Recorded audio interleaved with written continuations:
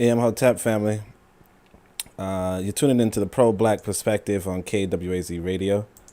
Um, Today we're going to go into Amos Wilson's move. And for those of you who've been following the channel for a while, you know that 2 years ago I actually put this up already. You know, that back then it was, the promotion of the new book that was released. But now, of course, it's promotion of the old book that was released. But like I said, you're listening to the Pro-Black Perspective on KWAZ Radio. Make sure you check out the other programs, such as the Harsh Reality Podcast, the Bitter Medicine Podcast, and, of course, the Revolutionary Matron. And we're going to go right into this. I actually want to play you the clip because one of the reasons why I wrote the Book of Power is because I noticed that there were a lot of interesting speeches out there, or a lot of interesting writings out there, and we weren't collecting them into one good place or giving them an analysis on top of that, So one of the things that I said to myself was that I'll give you the transcription and the analysis, and the analysis is invaluable. The transcription is there to give you what is being analyzed, but this right here, this move, I'm going to make you listen to it. And then after that, we're going to jump right into that discussion, okay? So this is actually a clip from his Black Love conversation. Anybody who watches Amos Wilson could probably recognize where he's, like, which speech it is by just recognizing what he's wearing, and what the background is and the camera quality. But yeah, this is it. Move plus analysis. This is just a clip from the Pro-Black Perspective back in May 27, 2019. Let's go. You see, and not looked at in terms of where it comes from. I can't see it. That happiness is going to be the source of your destruction. Many of us have been destroyed because we have this feel-good definition of happiness. I talked to one man one day. He says, well, I live in a white neighborhood. My children play with my children. What should I do? And someone in the audience said, move. Go to a place where they will be. Oh, no, I have the right to live wherever Make it I larger. feel, and so forth. And I said, well, isn't it interesting that the white man... Oh, I can't. It's all kinds of rights. Yeah, I can't because this only the corner of the screen is being shared on YouTube. Got it. The world, and it doesn't necessitate him living with black people at all. He doesn't feel like he's been deprived of a thing for not living with black people. He doesn't feel like he's deprived of a thing for not spending money with black people. He doesn't feel like he's been deprived of a thing for not sending his children in black schools. But we are the ones who feel deprived.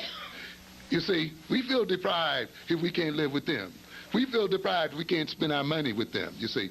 We feel deprived if our children are not in school with them, you see. We would be happy when this can happen, which means that we give them our children, we give them our money, we give everything to them, and means and ultimately that we cannot give our children anything.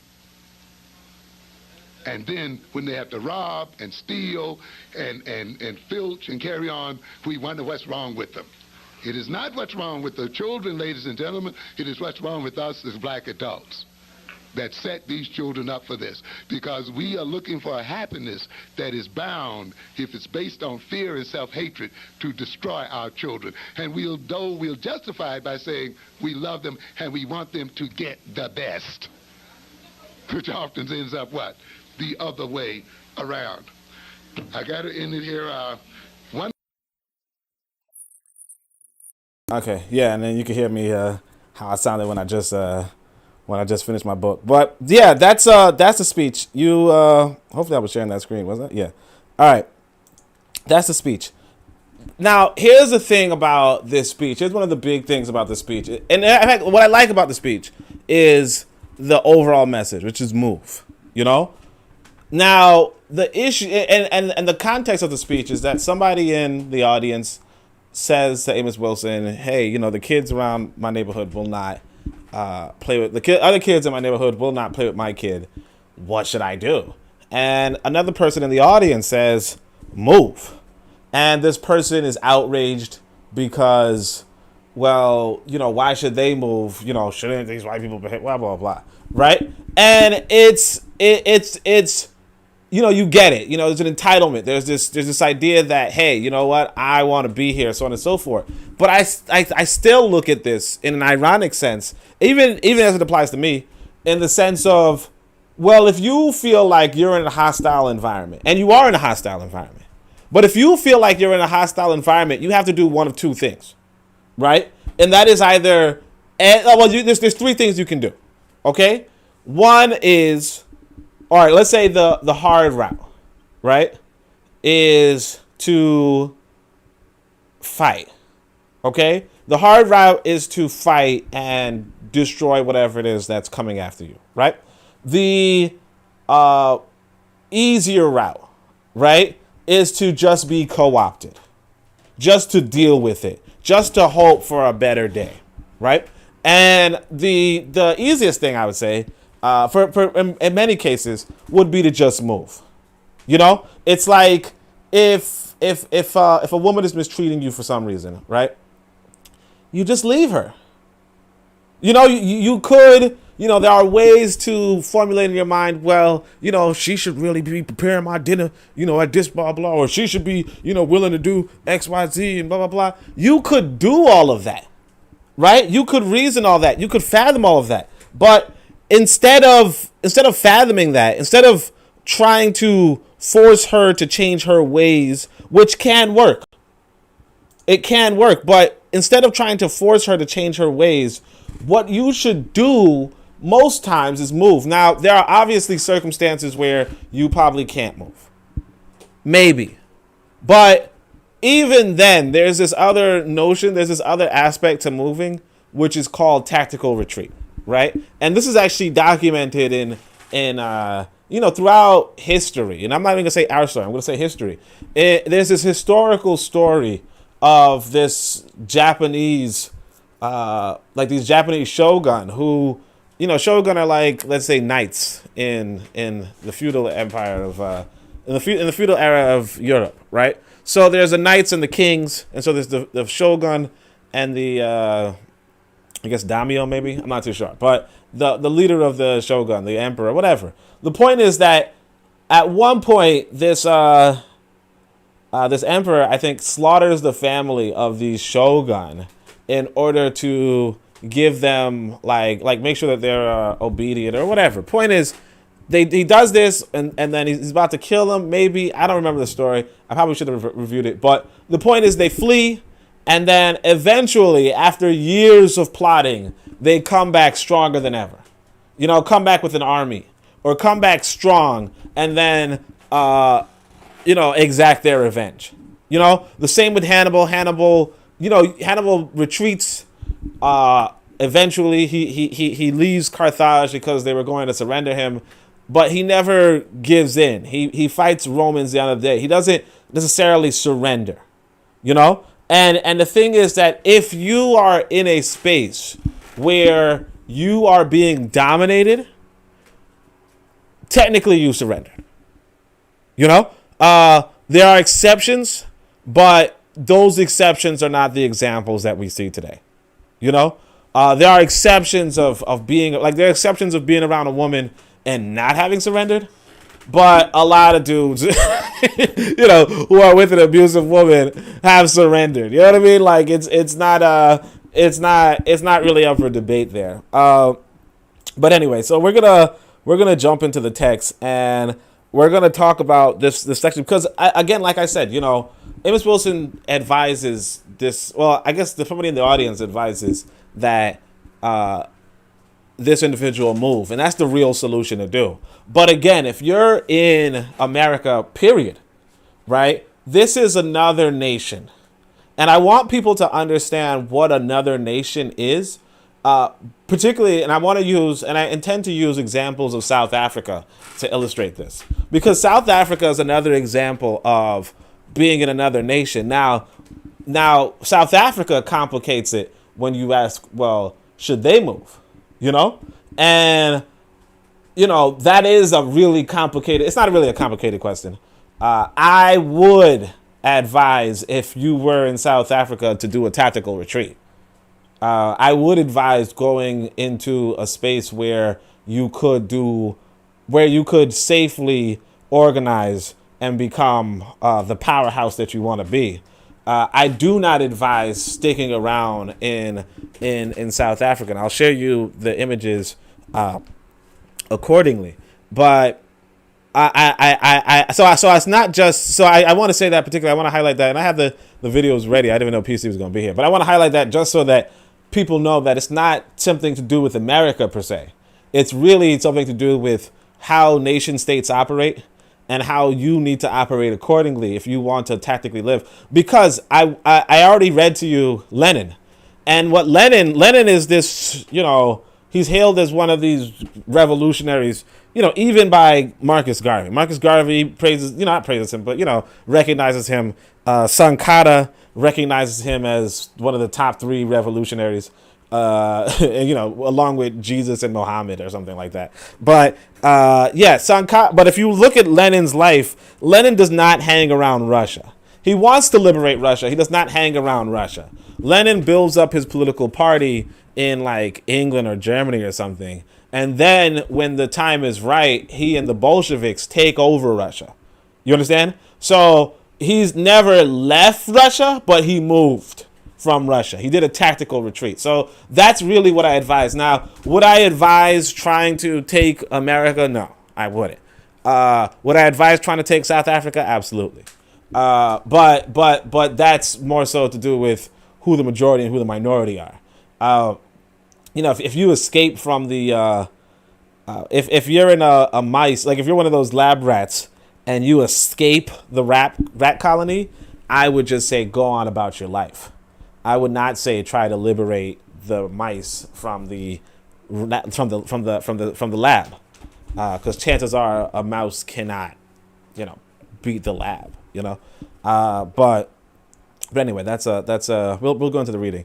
So let's go. In America, there's a handful of black areas that are undergoing active poisoning, whether it's proximity to nuclear waste or contaminants and discoloration in their water. So Flint, Michigan. Come again? Yeah. Flint, Michigan. That's a beautiful example. Keep going. Yeah. Flint, Michigan. That's what I was going to use. But the other example of the nuclear waste, that's something that I heard about even before Flint, Michigan, where they, in prominent black areas, like the nuclear waste that New York produces is put into black areas in the South, which is, just disrespectful. But at the same time, that's what I'm saying. It's disrespectful. And what I would do if I were in that kind of situation is I would move. But again, we have to go into that. There's also rampant brutality against Africans, among other harmful situations. So we talk about police brutality, and we all know about that one right now. The best advice to a point, and this comes from an audience member of Baba's, is move.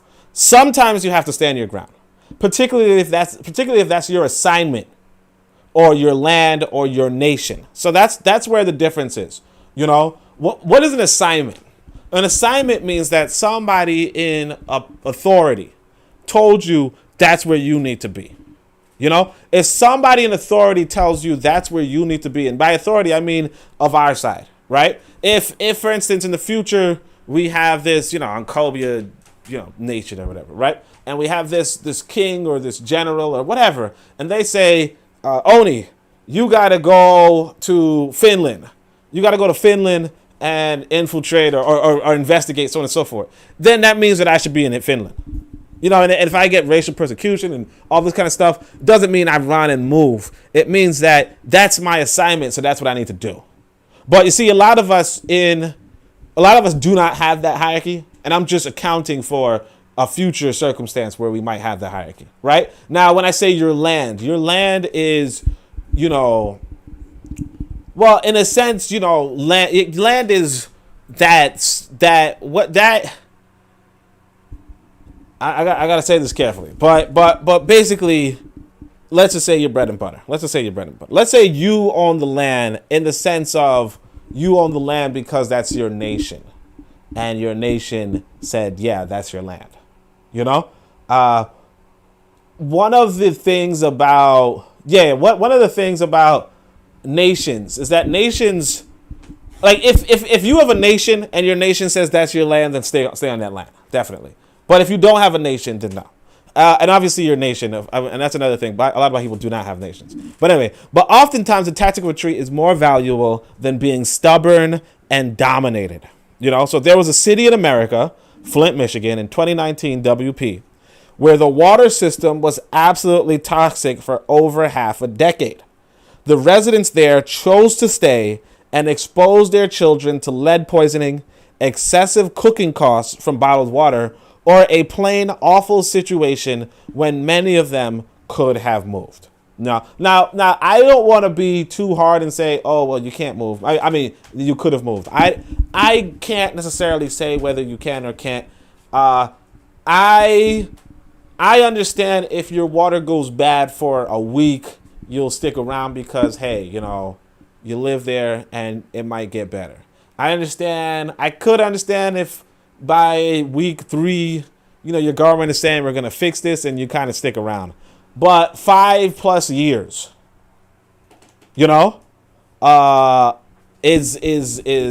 is obviously well past the breaking point, well past the breaking point. And I mean, I get it if that's your property and you don't want to sell your property, if you think days are going to be better. But again, there are children being exposed to lead poisoning.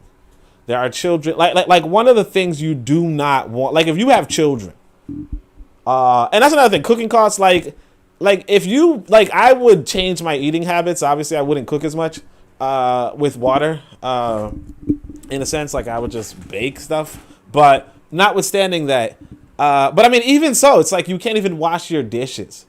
Like at some point, if you have children, you and that your situation is toxic, like very toxic, then you probably send them away or move with them.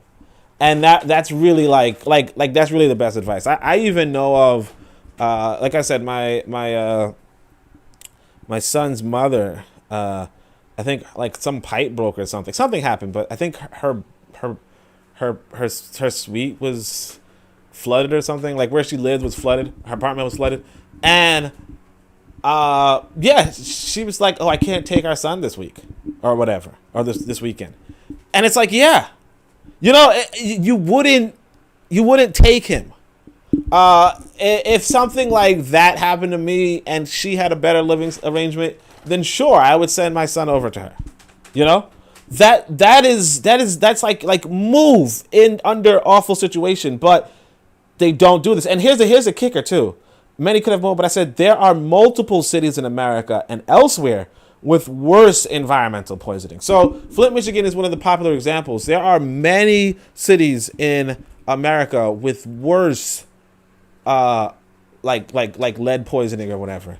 And notwithstanding that, people are there. Like people are living next to garbage dumps. People are living next to nuclear waste dumps. And it's like, yeah, at some point you say to yourself, no.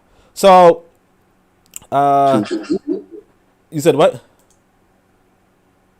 I think those people generally are the lowest intelligent, and so they're just too stupid to come to that conclusion. That's my assessment of the situation. Partially, I mean, that's harsh, man. I've heard people say that they just can't afford it. And then you got those people like, we've been here since being here, so we're going to continue to be here. That's what I'm saying. Yeah. Yeah, them the suckers for sure. I mean, look. Yeah. I'm building up to something, but all right.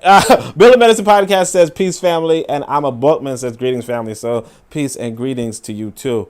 Let's go. So I said, now there's nothing wrong with being a refugee. Okay? Many ethnic groups in Africa were once refugees, and many thrived where they ended up going. A lot of groups are not indigenous to where they are. In fact, I told everybody on the other podcasts, if y'all didn't check out the Wretched of the Earth, you could check that out. It's a cool series and nice, fun, interactive. But there's this video that Wode Maya put up where he's in Namibia.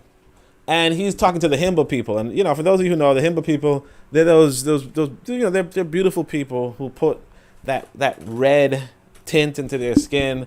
And they, have, thick locks that are probably like twisted with mud or something. But they're those people. Now, one of the local, like one of his hosts is speaking in English and is telling him how the Himba came to this land, to the land that they're at. And he said, actually, they met the Khoisan here, okay? But the Himba having a better economy, right? Better economic system, meaning that they were nomadic herds people, whereas the Khoisan are the what's it called? Hunter-gatherers, right? So when hunter-gathering compared to nomadic herdsmen, right? The herdsmen are a more advanced economy in a sense. And by advanced economy, I mean that when they two eventually clash, because the Khoisan started hunting, shot like a few of their cows, right? The cows of the nomadic herdsmen. The two clashed, and obviously the herdsmen have a larger population because they can survive on more food in a sense, right? They have more food at their disposal because they have an economy that more facilitates a larger population.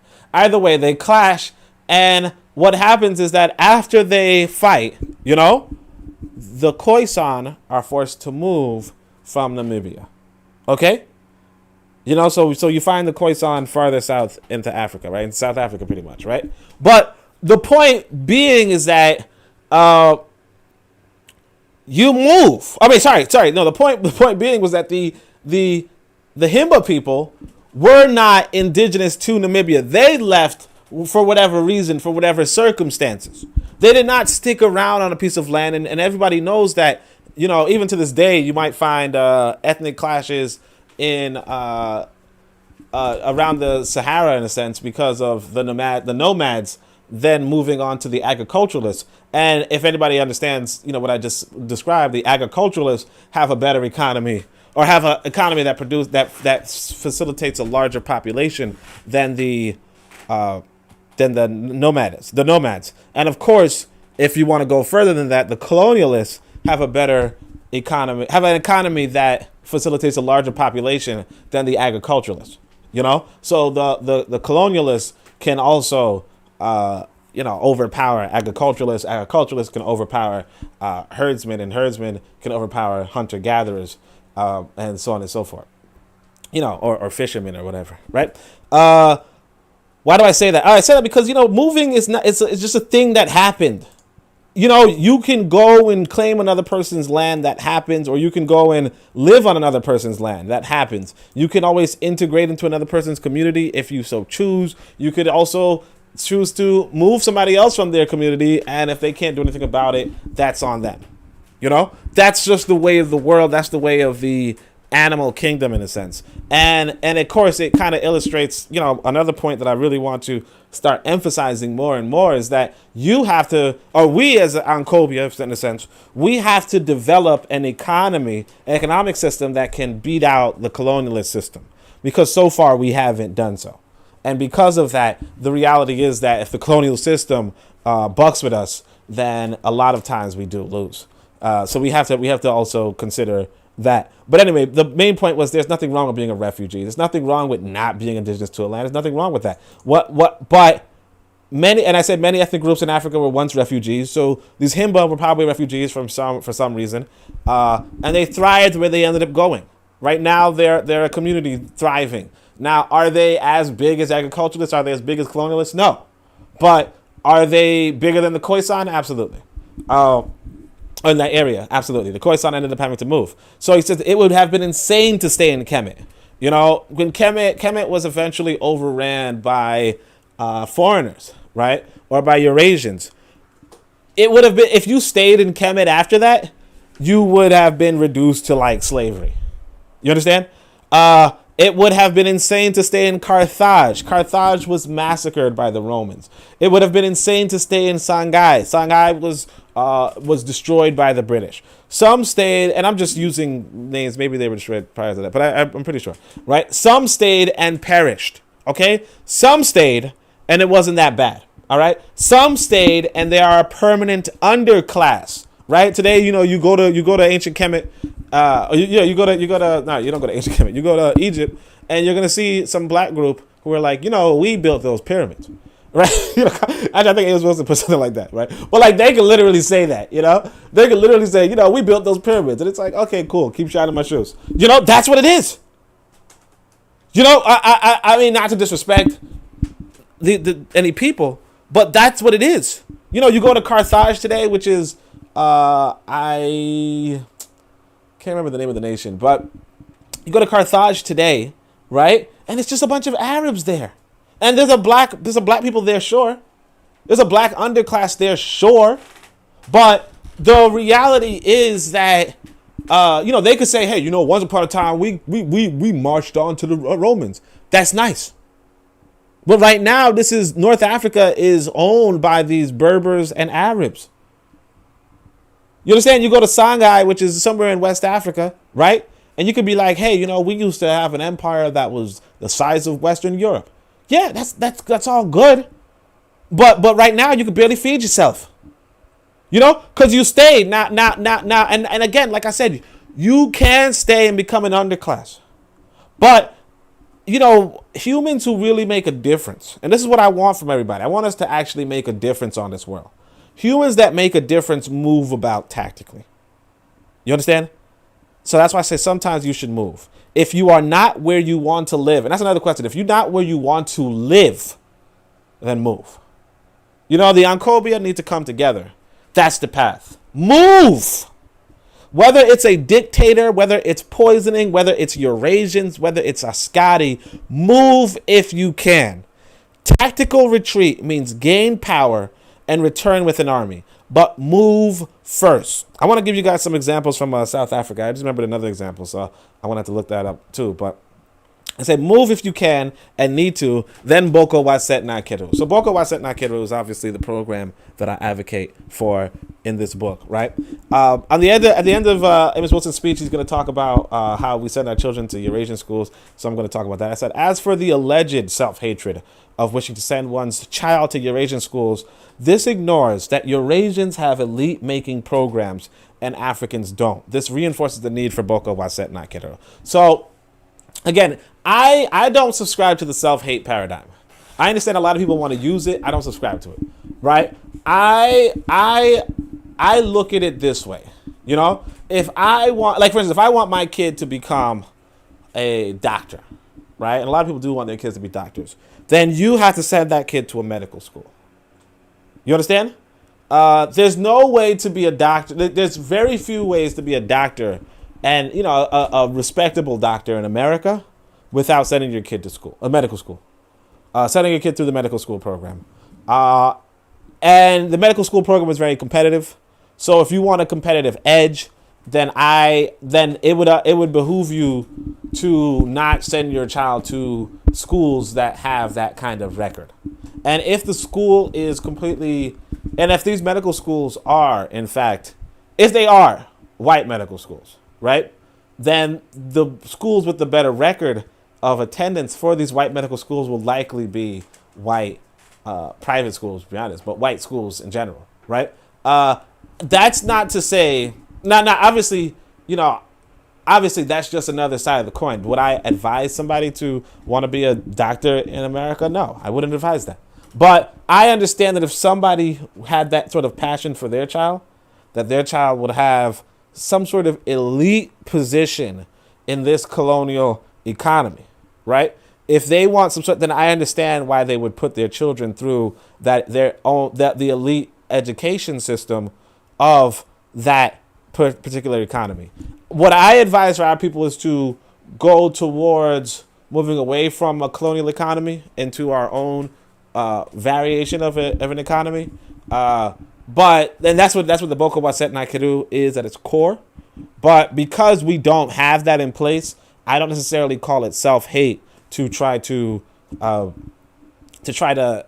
have a better position in a colonial economy where to be a have is much better than to be a have not, because you could easily say, look, I'm not going to make my child go to no medical school. I'm not going to make them go to no white school. And then you realize that the economic opportunities for black children or black adults is very limited, especially when they are not a part of this educational system. Now, obviously, there is a gig economy. Obviously, there are things you can do on the side. That's not to say that those don't exist. But more so as a parent and a responsible parent at that, and understanding how much, like, what is changing. I mean, said differently. Your child, the decisions you make for your child, if it's a child, you have to make these decisions 10 years in advance. You don't know what's going to be around in 10 years, but you have an idea that it will be the colonial system. You know? You have an idea that it'll be the colonial system. A lot of people expect black individuals to fight against the colonial system. But if experience teaches you anything, especially if you're a parent, if experience teaches you anything, is that they were talking about that, 10 years before your child was born. And it was just rhetoric, So that's really that section. Let's see if there's any other comments. It said Morocco or Tunisia. So Morocco or Tunisia is where Carthage would be today. Anyway, guys, I got 1 like, so let me get some more likes, and hopefully more people can see this, All right, so we're going to read this Amos Wilson speech. So let's go. He says, many of us have been destroyed because we have this feel-good definition of happiness, I talked to one man one day who said, I live in a white neighborhood, but white children won't play with my children. What should I do? And this is actually pretty interesting. One of the things, I think my white neighbors like me. I got white neighbors. I think my white neighbors like me because I do not send my children to play outside with them. You know what I mean? Like, I see their children playing outside, and I don't even bother them. I don't even say hi to them, to be honest. Like I don't even look in their direction. Oftentimes I'll just look away. And this is like before COVID. Now with COVID, I just kind of walk around them, whatever. But before COVID, even then, it's just I don't really talk to them. I got one white neighbor who does try to talk to me, but I just kind of especially with COVID, I'm keeping my distance. But more or less though, that's problem number 1. You should not want to have your children playing with other children. That's probably why I don't even like the public school system. I know how much socialization is important, how important socialization is for children, and I recognize that. That's why I want, back before COVID, I was trying to enroll my kid into some martial arts schools and stuff, or some sports and stuff like that, right? But one of the things that I really did not like about public school system growing up was that I had Indian, white, Chinese, and of course black, but I had friends outside of our racial group, and what that does for you psychologically is it kind of disarms you from how to look at the world, and in fact, that was actually one of the other examples I wanted to show everybody. So I'm going to share this screen, and like I said, I'm only sharing a corner of the screen on YouTube, but I guess I'll have to share the whole screen on Discord. But let me see if I could show the screen. But the let's see. Oh yeah, here it is. So if you guys see this, let me see if you can see. Yeah.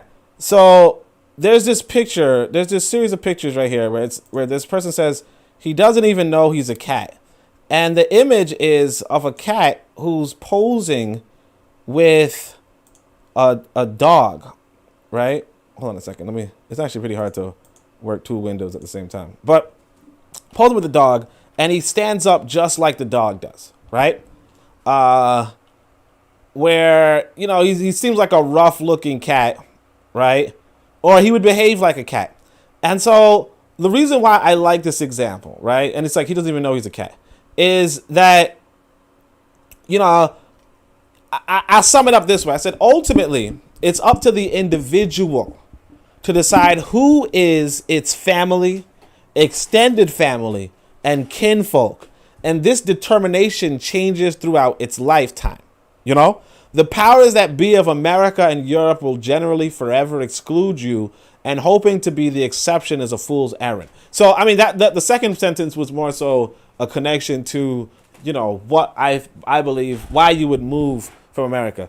But the other point is that, you know, there's an African proverb that goes, bats who think that they are birds are in for a rude awakening, you know? And that's, you know, this right here, this cat who thinks they're a dog is the exception for cats. It is not something that you as a cat should hope to attain. If you as a cat is striving to be accepted among the family of dogs, it's a possibility, right? But it's not a really consistent thing to rely upon, you know. So there's always a possibility that white folk will extend their kinship group to you, and we see this with the Olympics, you know. And usually white people don't really like black folk, right? Or British people don't really like black folk, or any people don't really like black folk. But what happens in the Olympics is that because or like for instance, England, I mean America might like England more than like African Americans, let's say, right? But come the Olympics time and they're competing against England, they would promote the African American over even the white Briton, right? Why would they do that? Because I mean, and that's to tell you that there's an inconsistency in the lifetime of an individual. You know, an individual can say, hey, you know what? You're my kin. It's the same as if you have a pet and then you sell that pet. You know, you sell that pet. At one point that pet was your extended family or your family, right? And then you sold that pet and you no longer treat it as a pet. You understand? Or that pet bites your son and you no longer treat it as a pet. In fact, you go in the back and shoot it in the head, right? This is something that ultimately it's up to the individual, you know? And one of the mind control things that is going on in the Western world is that individuals are being convinced that they are part of a family, extended family of the larger nation at hand, you know? When in fact, that's not the case. Okay? But regardless, you know, I would say, you know, one of the more important things to do is to be about your African ideology in a sense, and just, you know, you go into a white neighborhood and you just keep your distance anyway, you know, and that's how they like you. They like you to be distant, you know. They like you like only in like extreme circumstances do they want you interacting with them. So like if there was like some sort of emergency, then they'd probably help you out if you were not all up in their business before that. But I really want to go into the South Africa thing, so I'm going to look for an opening in order to go into the South Africa article. But until then, let's go back to this book. So he says, some of the audience said, move, go to a place where they would be played with. And obviously, I just want to say that even I also have this hesitation with black neighborhoods in the sense of I know there's a lot of people getting kidnapped in black neighborhoods. You know, so I know that it's really tough to, like, there's a lot of black people getting kidnapped, period. I don't know where, I don't know why. But, you know, that's also something to be mindful of. It's really difficult to trust your kid to people who are losing their kids, you know. But anyway, oh no, I have the right to live where I feel, you know. And you know, he's you know, this is like the typical example you can get, you know, where it's like I have the right to live where I feel, and it's like sure, but don't expect another people to want you around them or to treat you with any sort of respect, because there's no reason to respect anybody who abandons their own people. Like if you leave your own people, like it's like if somebody leaves their own family, or even this, I'll give you an example. If you talking to a sister and she says, yeah, I don't like my father, blah, blah, blah, blah, blah. And then come to find out her dad's not even unreasonable. Like he has no real problems with him, right? There's something wrong with that sister, you know? And I'm not to say that, I mean, not to generalize, but the thing is that if you as a black person say, yeah, I'd rather not live around black people, and then you go to a white person and they say, yeah, I would rather not live around black people, then you as a black person should not be surprised that they don't want to live around you, because you moved there to be away from black folk, right? And they probably moved there to be away from black folk. So trying to change their behavior doesn't make much sense if you haven't changed your own. You know? Like if somebody doesn't, like, if you don't want to play with the black children of your old neighborhood, they do not want to play with your children either. You understand? Because you're the black people of that old neighborhood. But anyway, move to a place where they will be played with. He goes, oh no, I have the right to be the right, blah, blah, blah. I said, isn't it interesting that the white man could feel like he has all kinds of rights in the world and it doesn't necessitate him living with black people at all? Yeah, and again, I want people to understand that America is a settler colony. America is a settler colony. And in fact, I actually saw this quote unquote Native American woman or Amerindian woman. I mean, she, black people were kind of mocking her and calling her a $5 Indian, but she was saying, she was calling America a settler state, So it's pretty refreshing, that you can see that. But either way, America's a settler colony, The colonialists go to, the way how colonization works, the way how a colonial economy works is that you go over to another land and you set up a nation similar to your hometown, not to live with the other people that are there, right? But to live among yourselves and potentially use the other people as an extraction point for your colony. But you always set out in a colony to live apart from the other people, because if you did not set out to live apart from the other people, then why would you set up a colony? You understand? Like if I go to some African town, right, from African country, and I say, okay, everybody get off of this land, this is where I'm going to be, this is where me and my people are going to be, right? If I do that, then, and the people that I kicked off the land said, hey man, why don't you want to live with me? Like, it's pretty evident in the first thing I did that I don't want to live with you. Now, the other option, the other way I could move is I could go there and say, hey, is this house vacant? Okay, I'll set up here. How do you guys do this? How do you work this? What day do we do this? So on and so forth. If I go into all of their institutions, right, then clearly I want to live among them. If I set up my own institutions, which is what Wazungu did, then clearly he does not want to live among the people there. And so, so Amos Wilson's right. It is interesting why people have all these kind of rights but don't necessitate living among black people. But the reason being is because they set up a colony to live separate from, not just from, like, basically they set up to live among themselves, even separate from white people, other white people, particularly white, what they were considering white tyrants or religious tyrants, But yeah, it is interesting. So he says he doesn't feel like he's been deprived of anything for not living with black people. And of course, when you set up a colony, if you set up your own institutions, you're not deprived of anything because you set up all the institutions.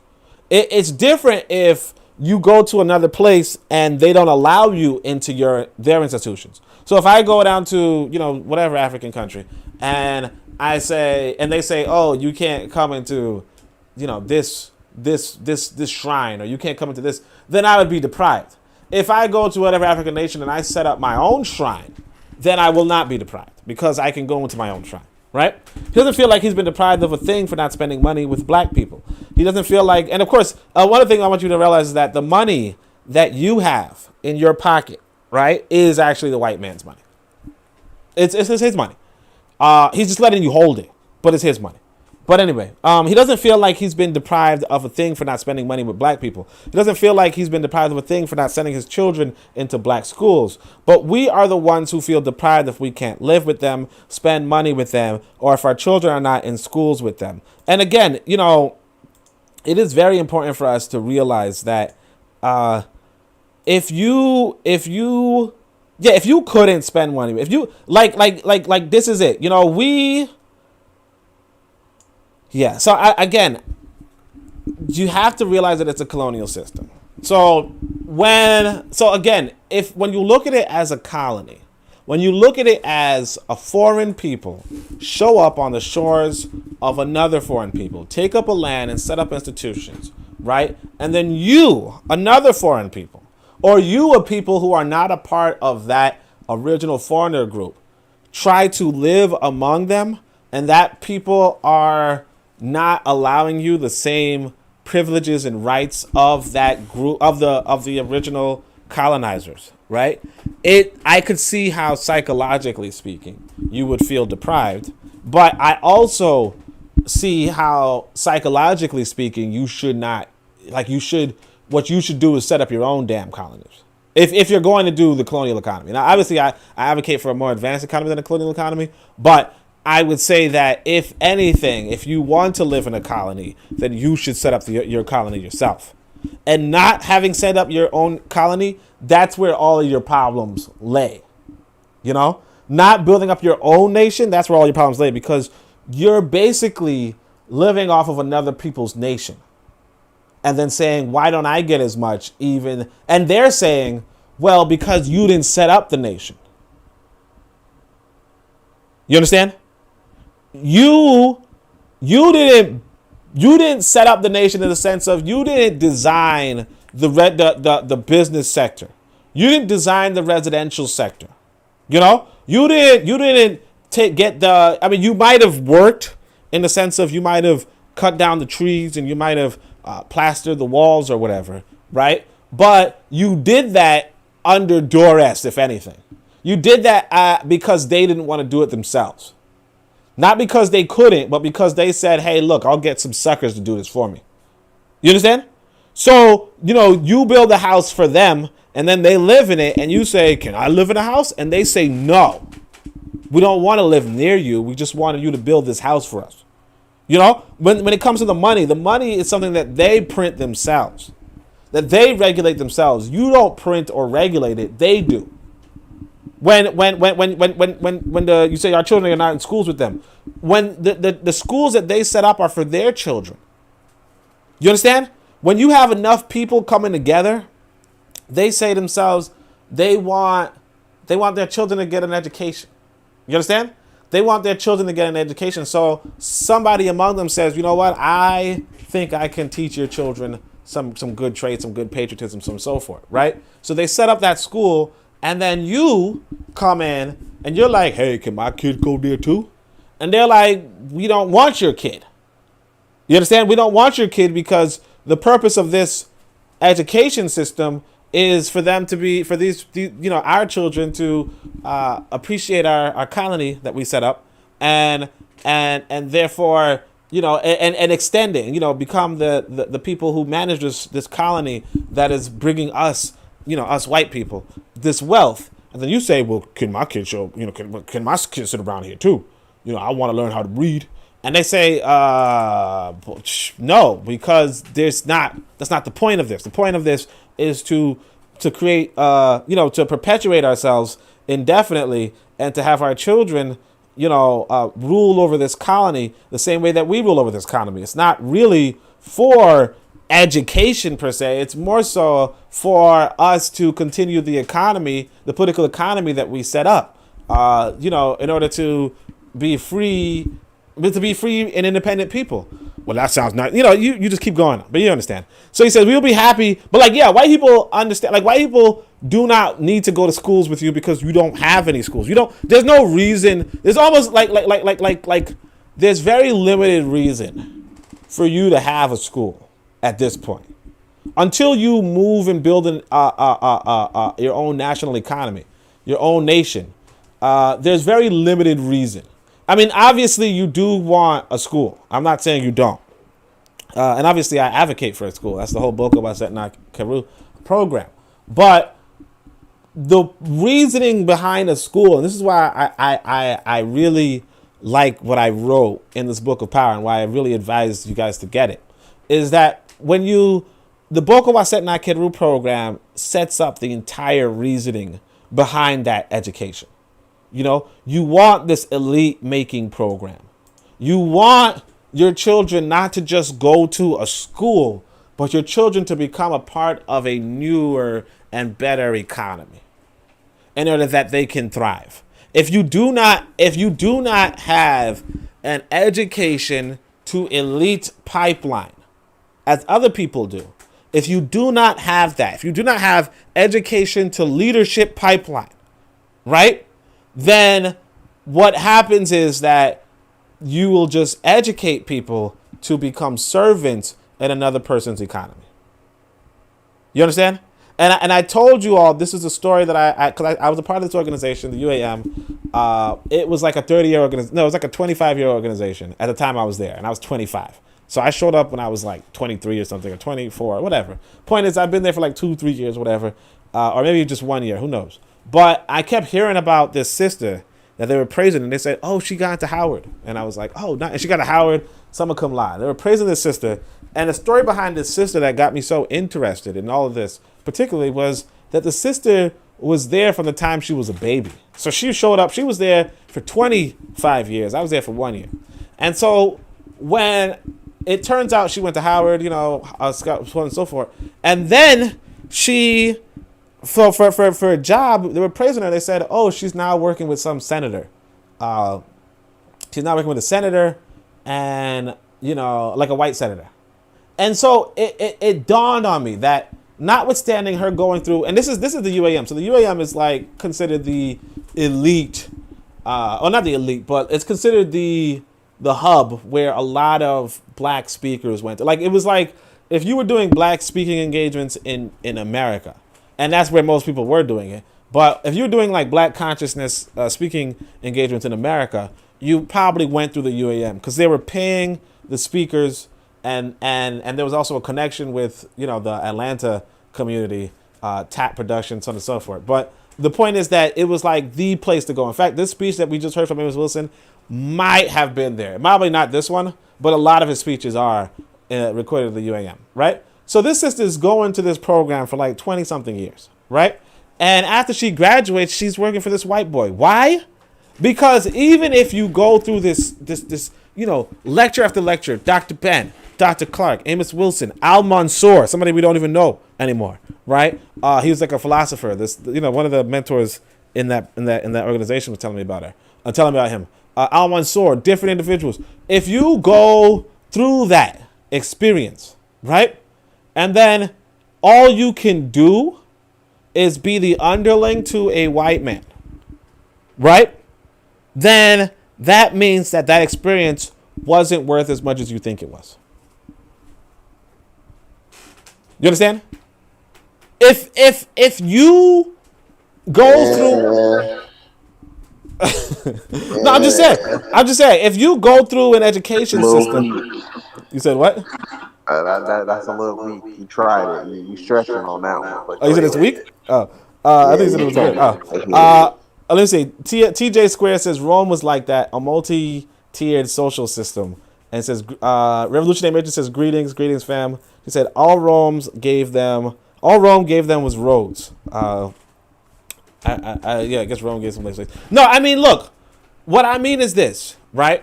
If you graduate from a, like if you graduate from a program and you don't enter into leadership, right? Or you don't, like if you just, like if your graduation from this program is the same as the graduation from another program, then your program isn't necessarily better. Or you don't have the influence or power, like you. Correct. We don't socialize our kids. Correct. Our kids are socialized by others. And well, I mean more so like what the economic opportunity is. If your economic opportunities are where we're supposed to go. Exactly. You see what I'm saying? So as long as you're a part of another colony, a part of another colonial system, as long as you're a part of another colonial system, you really do not have that many opportunities. You understand? I mean, you have opportunities, kind of black market, but kind of not. But other than that, like legitimate opportunities, you don't really have. And because of that, That's where the problem lies. It's not so much in this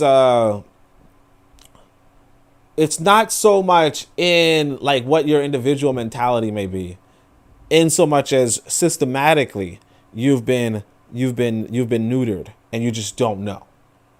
You know? And that's one of the issues that I always have with the older speakers, is that they made it seem like it was like an individual problem, when realistically speaking, it was like you're very limited in what you could do. And I want to go into South Africa. I just don't know if it's the best time right now. But yeah, I guess it'd be the best time. So South Africa is the example that I want to use, because South Africa is going through this situation where I'm just trying to share the screen. Sorry, and I see Revolutionary Matrons here. So peace, Revolutionary Matron. But South Africa is going through this situation where I guess there were riots and looting recently, right? And so now let me just bring up this example. So maybe this is a better example. No, this is one of the examples, but this is another one. So basically, the people were like looting grocery stores and whatever, right? Then there's this Phoenix massacre. Basically, these Indians are going around black neighborhoods, I guess, shooting people, just shooting, killing people. Work. Yeah, I guess, right? Shooting people, and so on and so forth. Now you see this one right here. So this is a clip, not a clip. I guess I muted this somehow, but it says, "I'll never be on the side of any government ever." So this is a sister in South Africa. She says, "I'll never be on the side of any government ever, especially a government that is happy with its people dying of hunger and extreme poverty, and happy with mass murders of Ubuntu, as black people, and extreme racism running rampant at the cost of our lives." And so there's an example. He says, "They raided homes of poor people, took food, and burned it. It doesn't get any worse than this." So what happens is that if you had stolen food, or if you were suspected of stealing food, this government would have just walked into your house, went into your fridge, taken out that food, and burned it. You understand? And look, the reality is this. If it makes sense. I know people don't want to hear that. It makes sense. Because one of the things that we realize of this capitalist economy, if you're in a capitalist economy, right, is that if it profits you, it's good.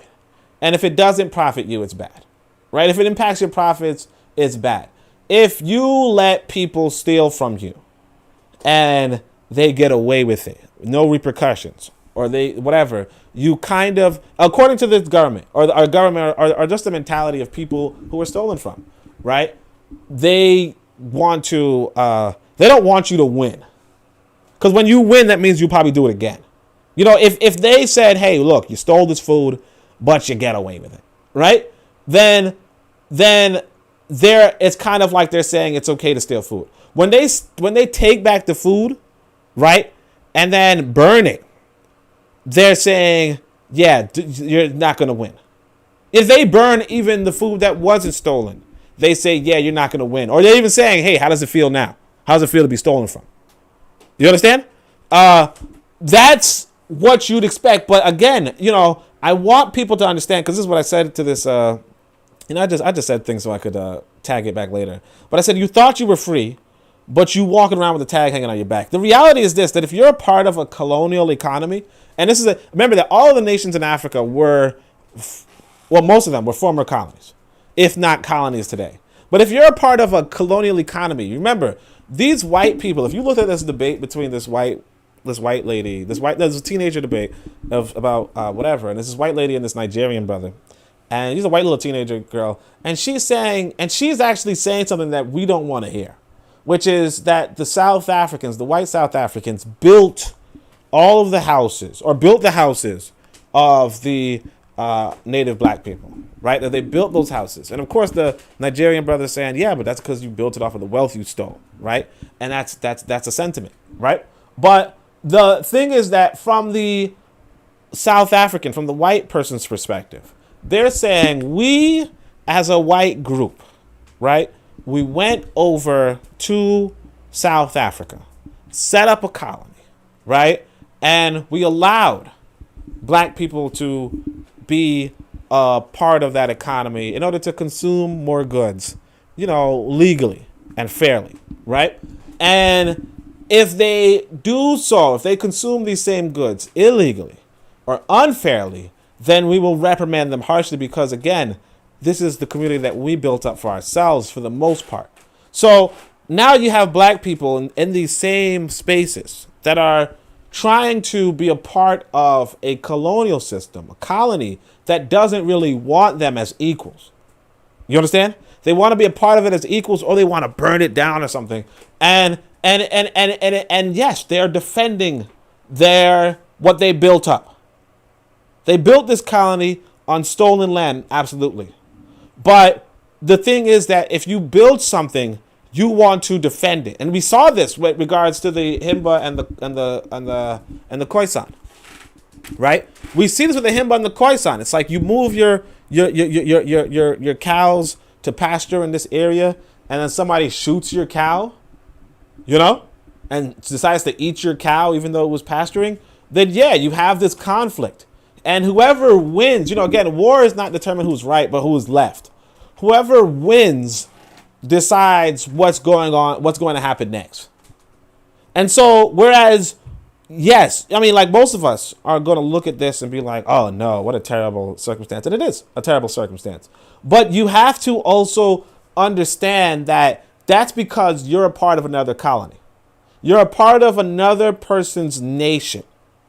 And when you realize that you're a part of another nation, then a lot of other things start to click. So I'm going to show you another example. So this is the Discord. I'm going to scroll through. Some of the stuff is bullcrap, but there's this brother that used to be on my, I saw his brother on my Discord, and I didn't see him anymore. Okay, this guy, Jackie Shandu, right?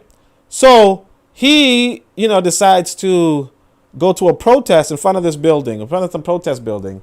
And this is him, because I noticed, I was like, hey, that brother look familiar, right? Like me and him used to go back and forth on Twitter, right? He's granted a R2000 Rand. Remember, the Rand is not the currency of African people. It's the Rand is the currency of white people, right? So he says one bullet, one Indian at some sort of protest, like right in front of their building. He goes viral from it. Then they arrest him, and he's forced to apologize for his comment. You understand? You realize at some point that this is not your nation. You understand? You realize at some point that this is not your nation, and this is why I want to keep stressing and emphasizing that, in fact, you're dealing with another person's colony, and you are deceiving yourself into thinking that it's your nation. This is my country. This is so on and so forth. The Rand is not you. The dollar is not you. The pound is not you. The euro damn sure ain't you. You understand? But instead, you're under this impression. And so, yeah, like in an African country, sure, one bullet, one Indian. And he's saying this in response to the Indians killing black people on the streets, right? Black people who may or may not have, stolen or whatever, right? He's saying that to that. But, they say, look, we'll put you in prison. You understand? And then you realize where the power really is. So this is the other example I want to give. This just really highlights it. So this is cocaine, okay? This is cocaine worth 500 million Rand was seized by hawks. I don't know what hawks are, but it's probably the South African police or whatever. I don't know. At Durban Harbor, the container was reported to be containing truck parts destined to Scania, South Africa. No arrests have been made. So this is probably the most important thing you're going to hear today, unless you're listening further, right? And of course, some like the stupid name. What kind of stupid name is that? Minister of HIV. But anyway, cocaine worth $500 million, right? Anyway, stupid name, right? Hey, but cocaine worth 500 million Rand. Okay. This is one of the most important things that nations and colonies do, and that is that they control their borders. You are not controlling the border of South Africa. You see, because right here, this Minister of HIV is saying no arrests have been made. You're not making arrests. No, that's just dumb, right? Anyway. No arrests. Sorry, you said what? Okay, There yeah, are no African countries. That's just what it is, you know. exactly. Like, look, exactly. And that's what we like. I'm sitting here getting mad. I wrote something on YouTube. I done came back to the Discord. I'm like, okay, so wait. So all we're really saying to us today and to future generations is that there are no African country.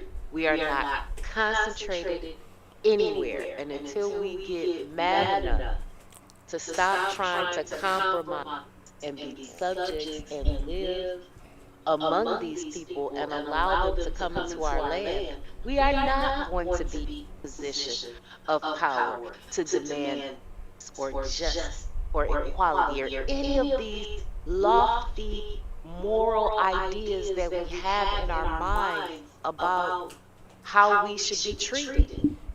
You know, there's this. I was too young to know about this, but I heard that because basically, I think when you're teaching, like I was trying. At one point, I was tutoring some class on SAT prep or something, and I remember this. There's this acronym. I can't remember how it. I think it might be. I don't know. It's not ABC. There's this acronym. Oh, I think it's K I. KISS, yeah, KISS, KISS, right? So the acronym is Keep It Simple, Stupid, right? That's an acronym that, I mean, I try not to say it to these kids, obviously, but it's a way to approach mathematic problems. That's a cap. But it's a way to approach a problem, right? And apparently, the reason why I heard about it was because, even though I was too young to know, apparently when Bill Clinton was running, his catchphrase, you know how like Trump was like, "Make America Great." His that was. I did not have sex with that woman. All right, it's the economy, stupid. So it's the economy, stupid, right? And that's like based off of this KISS thing. Anyway, so the point is that he was like, you just gotta, like, you have to emphasize on the economy, like put emphasis on the economy. The thing about this cocaine, 500 million rand, is that if you are not controlling the borders, because a lot of the black people who are complaining or talking about anything, or we're like, oh no, this Phoenix massacre, and oh no, this or that, whatever. A lot of the black people who are going through this experience, right? I mean, who are speaking about their experience for wherever they are not controlling the border for this cocaine to either come in or not come in. There's some white person somewhere saying, yeah, I'll allow it, or no, I won't allow it. And that's detrimental. Because at the same time, you could say to yourself, it doesn't matter where you live. You live somewhere where you don't control the borders, right? The reality is that they can import cocaine, put it in the orange juice, okay? You could be like orange juice with raspberry, right? You wouldn't know. They put in the orange juice. You drink the orange juice, something innocent. Then you say, whoa, that raspberry kick. You know what I'm saying? You know what I'm saying? You end up start fighting each other, right? Over trying to get some of this orange juice. Right? You're like, man, that raspberry is something new. Not knowing that this nation. You're not fiending for it, boy. Yeah, exactly. Not knowing that this nation is, because it's their colony.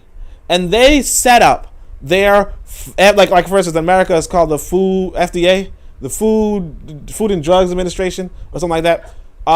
They set up the regulations, right? They can, like I remember when I was younger, in fact, I mean, I think I was talking to PC about this, but when I was younger, you could get some Chinese food. Chinese food used to have MSG in it. I don't know if y'all ever tasted MSG, but MSG tastes good. Okay? Yeah. It tastes good. Like Highly addictive. It tastes good, right? So I think what happened, I'm not too sure, I'm not 100% sure, you can't quote me on this, but I heard that eventually they outlawed MSG in America. Not for any sort of harmful effects, but because the Chinese stores were out competing every other, like most of the restaurant industry. They're out competing them. Chicken kicking, bro. Yeah, look. I mean, I don't know if that, like, 'cause at one point I saw my aunt had like a bottle of MSG. And you know, What and, is it? no, You no, just selling MSG in the store? yeah, you They can buy it in the did. store right They now. really, they still do. Yeah, They you can buy it in still the store do right now. sell MSG. You can go buy But MSG that means right it's not now. banned in the U.S. Like It's not banned, but you couldn't. The MSG, Chinese stores can't use it because it just it's gives them a like competitive edge. accent on drugs. Like it's like accent. They It try to yeah. compete with it Oh, you by mean like season salt? Yeah, no, it's like salt. Like it's like salt, but way better. Like so. way Here's better, the thing, though. way I knew better. it Is wasn't that in good. Lowry? You said what? Lowry's? I don't know what Lowry's is. Listen, Lowry's bro. season salt. Okay, no, I know what Lawry's is. Okay, Lawry's is seasoning salt. It's orange, Okay. but Lawry's has a lot of impurities in it. Okay, MSG is like that, but it doesn't have extra. It's like umami in a bottle. Okay. Oh, well, Like umami, that occurs naturally, like in tomatoes and other things. Yeah, Yeah. yeah. MSG is supposedly, but my point is this. I want to just go on this, right? That the thing with MSG was that, oh yeah, so my aunt had a thing. I knew it wasn't good, but I said let me just try a pinch of it, right? Because I was like, oh, it's in the thing, and I tell you that thing was like kicking. Like I'm not gonna say like addiction cocaine kind of thing, because I don't know what addiction and cocaine is like, but I could see like somebody using that thing liberally. Definitely. But the point here, Only was on that narcotic. all right, the point here was this guy.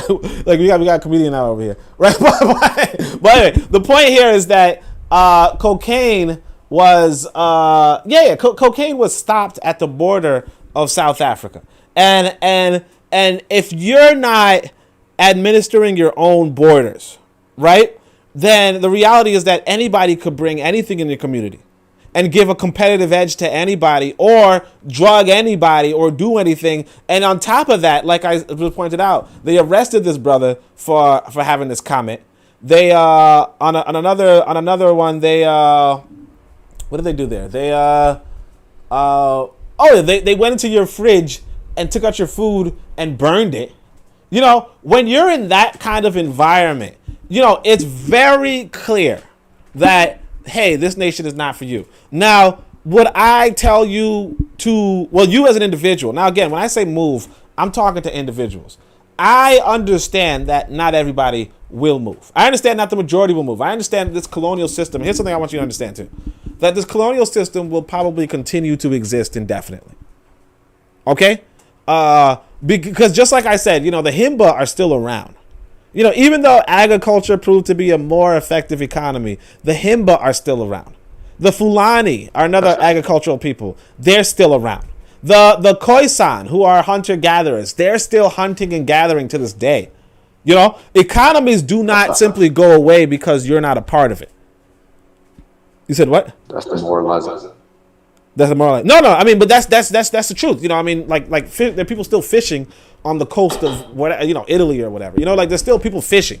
That doesn't change because you know patched a plot of land or whatever, right? The thing I'm trying to say there is that you as an individual can move, and yes, the people that you leave behind will likely stay being colonial subjects indefinitely. Just the same as the people who are in the Fulani camp are going to be herds people until there are no Fulani left. You understand? Or the people in the Himba are going to be herds people until there's no Himba left. You understand? Unless somehow this colonial economy is destroyed, which is very unlikely because it's highly profitable and it's highly profitable and it functions well, right? And it could function on you know, within limits. If until that happens, it's probably going to continue indefinitely. So I'm speaking to you as an individual that, yeah, I would move. Now you can move, retreat, and you could see. Here's the thing: you could destroy a colonial system. You know, you can do that. But the chances of you destroying it from the inside brings you back to this Jackie Chandu. You understand? And he's a good brother on Twitter, in fact. I could actually probably bring up his handle, to be honest, because I didn't want to link him because, you know, whatever, you know, because like if they're looking at it, oh, maybe he deleted it. Dang. Hold on a second. Oh yeah, see, Jackie Chandu, good brother, you know. But yeah, they yeah. So he's you know good intellectual dude, and then he shows up on Twitter and he's like, look, enough is enough. Does this little protest, and then they arrest him. You understand? They arrest him. Let's go back to this. Let's go back to this. Let me see if I can share the screen with the people at home. Oh no, people on Discord. So that was my South Africa little diversion. But I hope I illustrated to you why you know this colony thing is how it is. So let's keep going to this. So let's try to understand America better, because that's why Amos Wilson's really focusing on America. So he says, we'll be happy when this can happen, which means you give them, okay, so, but we are the ones who feel deprived if we can't live with them, spend money with them, or our children are not in schools with them. So again, let's go back to South Africa just for a second, right? The black Africans, the Ubuntu, are living with the South Africans, spending money, living with the white, I guess they call themselves Afrikaners, but the European foreigners. They are spending money with the European foreigners, right? Because it's the rand. It's the European foreigners' money, right? And they are sending their children to the schools of the European foreigners. They're not living in their nation and engaging with a white nation. Or they're not living in their nation and engaging with a white population, right? They're living in a white nation as a black population. You understand? And it's the same with you in America, or you in Europe, and sometimes even you in like, let's say, Nigeria and them, right? Always Nigeria, right? Anyway, but it's sometimes you in what we consider black nations, you know? Because because what happens is that they set up, the colonial system sets up an economy. And in fact, I think I could probably show you guys another image. That image might actually be pretty effective. Damn, I keep going back and forth though. It's pretty hard to do this. Let me just see if I could pull it up first. But there's this image that's going that's passing around in regards to Haiti, right? And so after Haiti's president was killed, they had to have a replacement, right? And so in order to have this replacement, they gave it like somebody stands up to, like, some guy comes into their place, some black guy, but he holds up a conference, you know, to help better organize the future of Haiti, right? And so I'll share this with you guys again. I keep going back and forth. It's actually, I wish I could just share two screens at once, but so, you know, and of course I just do a sarcasm. Like, the reason why I commented on it anyway was just to highlight it for a future time. But he says, I wonder whose government this will benefit. This right here is obviously in French. You can't read it. Luckily, Google says the prime minister. So this is the prime minister, Dr. Ariel Henry. He has 2,400 followers. That's not a lot. But anyway, is currently chairing an important working meeting with members of his ministerial cabinet and those of the diplomatic corps around the objectives and priorities of the government in place, right? So this is him. He's a black guy. You think, oh, cool. Yeah, black guy, right? This is the cabinet. This is the department. So this guy. White guys, some of them are masked, some of them not, obviously. Now, if you look at another angle, you got these three black people. I guess closer to the table, I guess, if you want to say that. But you have these three black people, but these white people, you have to realize, right, that Haiti, right, is going to, if you had to guess who the economy of Haiti was going to benefit, right, it would benefit the interest of these people at this table. You understand? Because when you're sitting down in this chair, like I said, you decide who is importing and exporting. You decide what goods are coming in, what nations to engage in, so on and so forth. Everybody at this table has ties to people in Haiti, people outside of Haiti, right? This person makes a suggestion, says, you know what? If we want to get more lamps, right? We want to get more lamps in this sort of area. What we can do is we can talk to Italy. I know a couple of people in Italy. This guy says, oh, that's a good idea. And then Italy profits, right? The trouble is that, and not to say that these black people, maybe these black people have these good connections. I don't know. I couldn't tell you, right? But one of the things that you realize, again, is going back to this colonial mindset or this colony mindset, is that that's how colonies operate. That's how colonies work.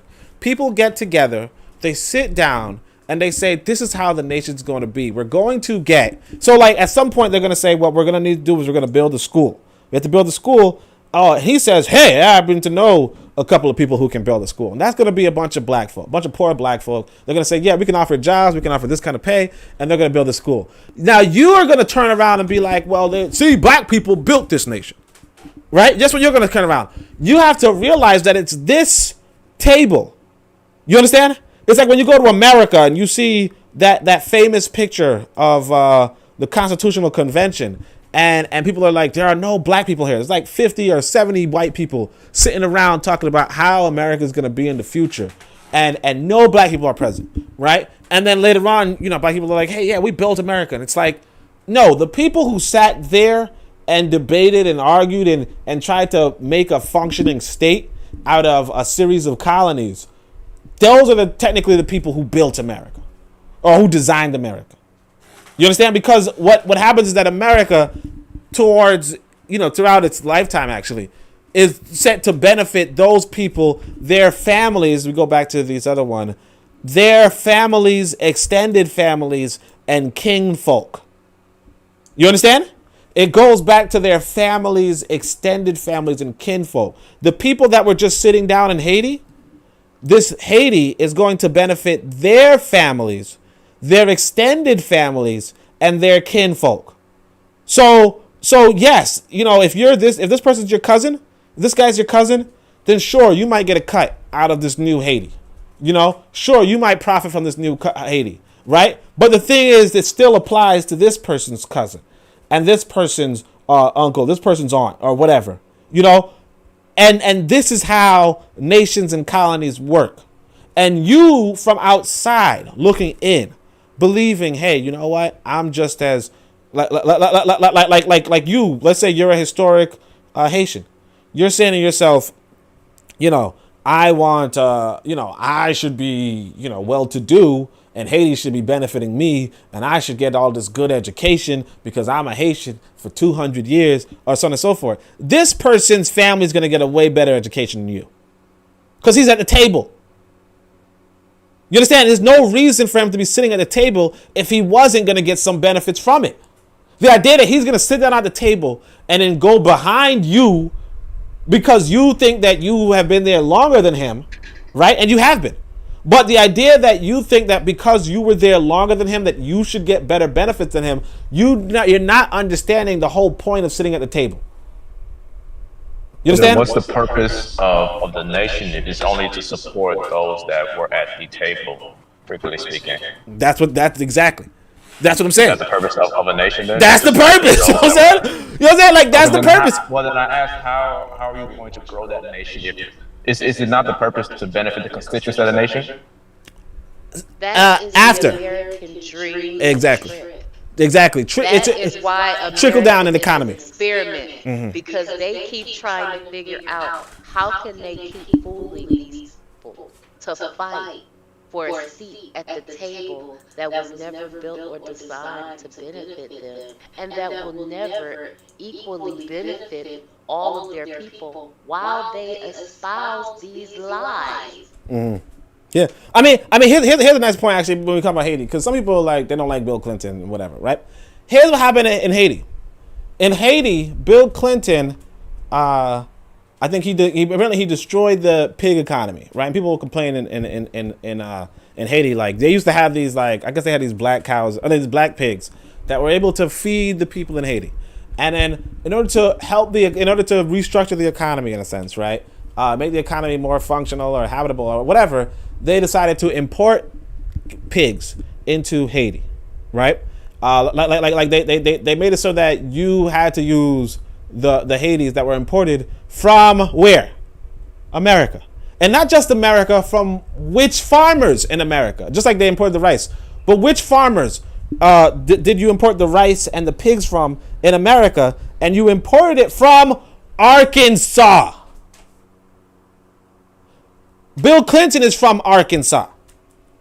The whole purpose of Bill Clinton's activity, like Bill Clinton did all this activity in Haiti, destroy the economy there, and eventually apologize, like what the fuck, but he destroys his economy. Bad. Exactly, my bad. Destroys his economy to benefit whom? His constituents in Arkansas, or the wealthy of Arkansas.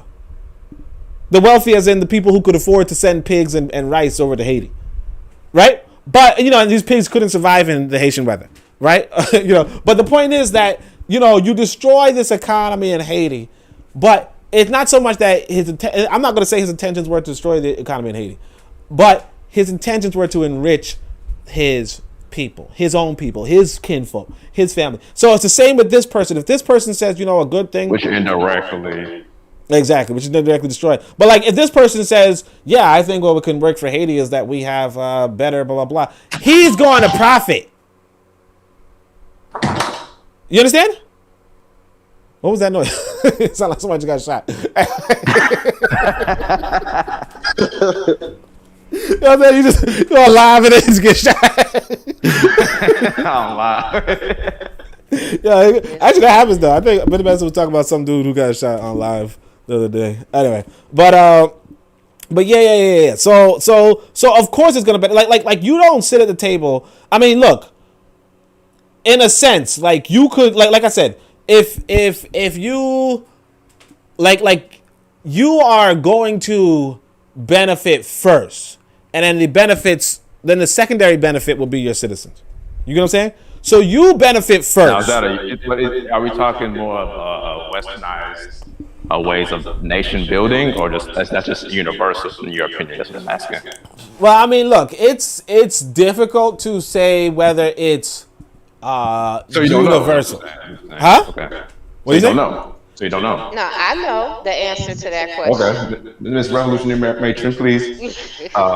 Okay, moderator. Inform us. You're not the moderator anymore, man. The moderator. Hey, I devote this. Right, while you go check out the chat, hold on, while you go check out the chat, True that. I'm going to educate him for a All second. right, let's educate him.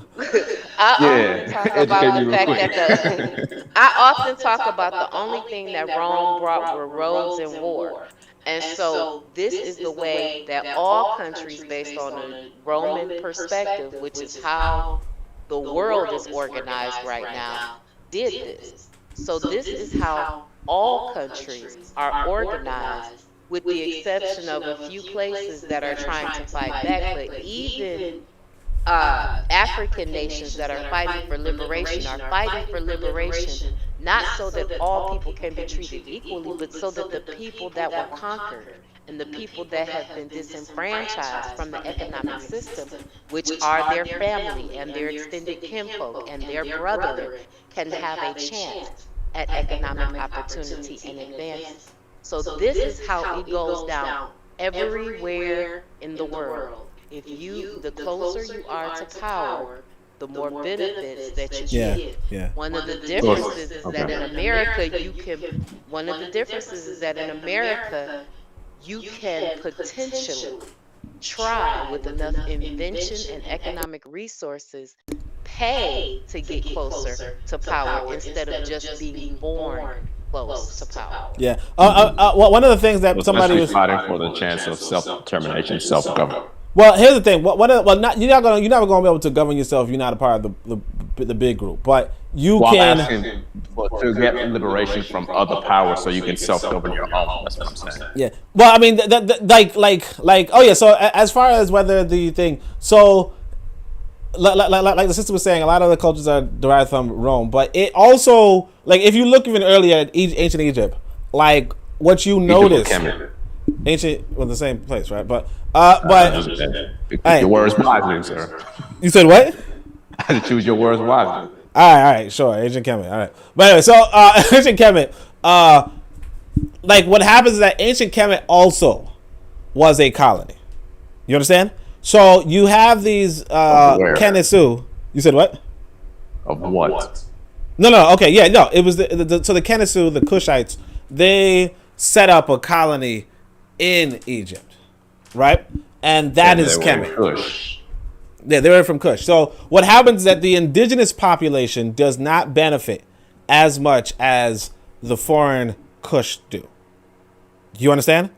And you know this because when you look at the cemetery, the burial site of these ancient of the ancient leaders of Kemet, right? You find that in fact that they were not of the indigenous people, that they were of the southern people, particularly if y'all know Htp, which is yeah, right, which is like the first king, was considered the first kingdom in the world. Well, basically the Kushites set up a colony, really? and that's Where was this? This is the first time hearing this. It's in Kush. It's in basically like what we call Ethiopia. Yeah. Ethiopia. All right. So look at the comments. Okay. So Revolutionary Matron says, so just because the whitey South African had a different infrastructure that they violently applied to the indigenous peoples, they get to make all the rules. Yeah. I mean, that's the thing though. It's like just because the whitey South African had a different infrastructure they violently applied to the indigenous people, they get to make all their rules. Yeah. I mean, that's the thing. It's like if you set up the infrastructure, sure, you make the rules. You know, it's like there's this video that's circulating on YouTube, not on YouTube, on Twitter, where this guy gets silver in the gold in the karate tournament because in the karate tournament, I guess he kicks the other guy in the face, right? So it's this black guy and he kicks this Arab guy in the face, and the Arab guy gets knocked out unconscious, and so they give him the silver medal, right? And you say, and the black people are like, why did he get the silver medal for karate? And it's like, well, because it's a point. It's like a contact sport, right? It's contact karate. It's not it's not a fight. I just watched. That's crazy you brought that up. That literally just came across my feed, and I was just watching it. Yeah. It's a contact. Well, I was actually connected to your feed right now, but anyway, no, I'm joking. But it's a contact sport in the sense of. You said what? I said you the feds now. Nah. Pause on that. He should have got the gold. That was some whack stuff. I know context for it. You trying to justify the silver? Am I hearing correctly? Look. I'll explain. Basically, it's like if you're playing touch football, and then somebody full contact, tackles you, right? Then they obviously did something that broke the rules. You ODing, bro. You ODing. Two-hand tag, bro. We're playing flag football. Exactly. If you like full-blown tackle somebody during touch football, then you're probably going to get like a red card or not a red card, a foul or whatever. Red card? Nah, my bad. I was, you understand what I'm saying. I typed it out. I typed it out, but I was like, yeah. But anyway, point is that he's gonna get a home run. Nah, we know what it really was. Go ahead and cape for some people. Nah, look. Point is this though. Look, I'm not saying that this Arab guy probably didn't, fall, take a dive.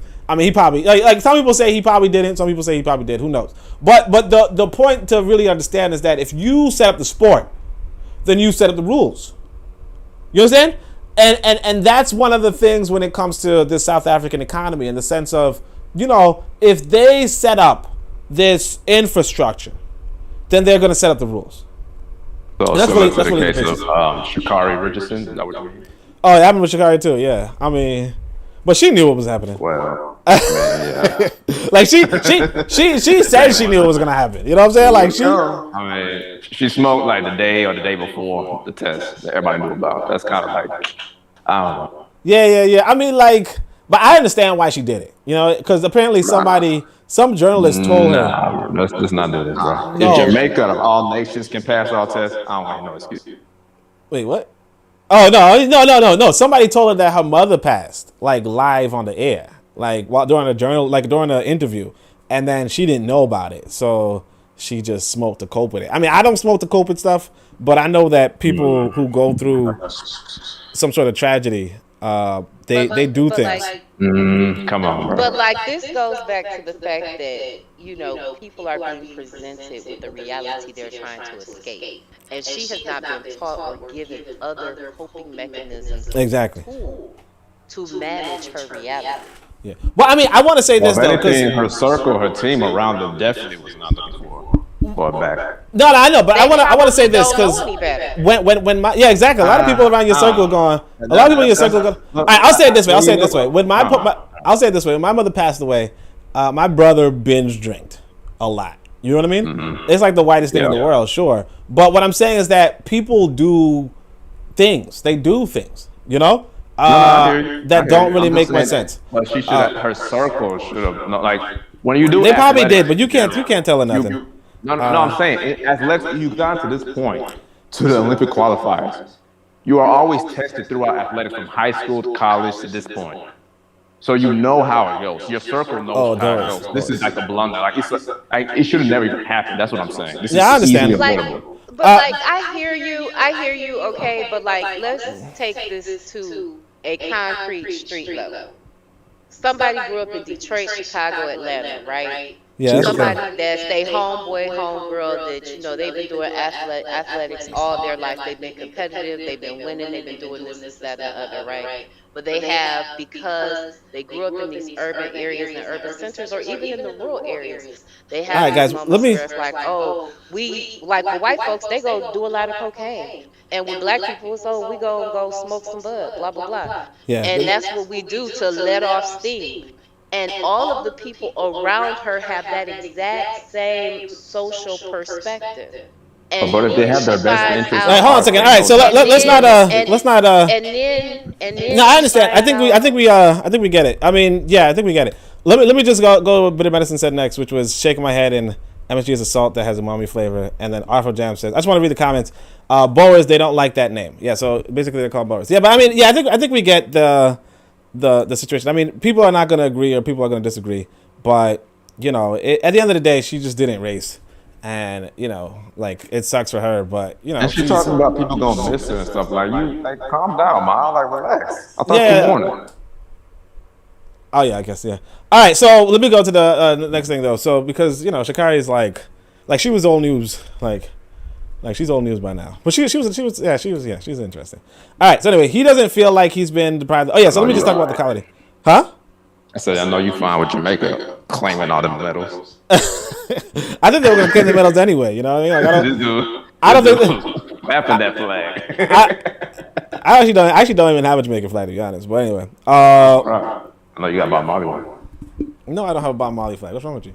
All right, well, Bob Marley, wait, he's not a flag. Anyway, all right. So we'll be happy when this can happen. All right, yeah. So he says. So just to continue, so yeah, you're spending money with their colony. So even if you're an African American in a sense, right, or anywhere, if you're Afro-Britain or whatever, you're living with them, you're spending money with them, and your children are going to schools with them, you know. And so he says we'll be happy when this can happen, because essentially they're saying no, we don't actually care for your money because we have more of it. You know, we printed the damn thing, right? We don't actually want you living with us, and we don't actually want your children in school with us, and we're fighting them to get them to accept our children, you know. So he says, which means we give them our children, we give them our money, and again, I wouldn't even want to say it's our money. I just want to say it's their money. To be honest, right? Because again, the money is that thing that they print that they give you as a reward for you doing something well for them, you know. So, but it's always their money that they give you, and then you give it back to them.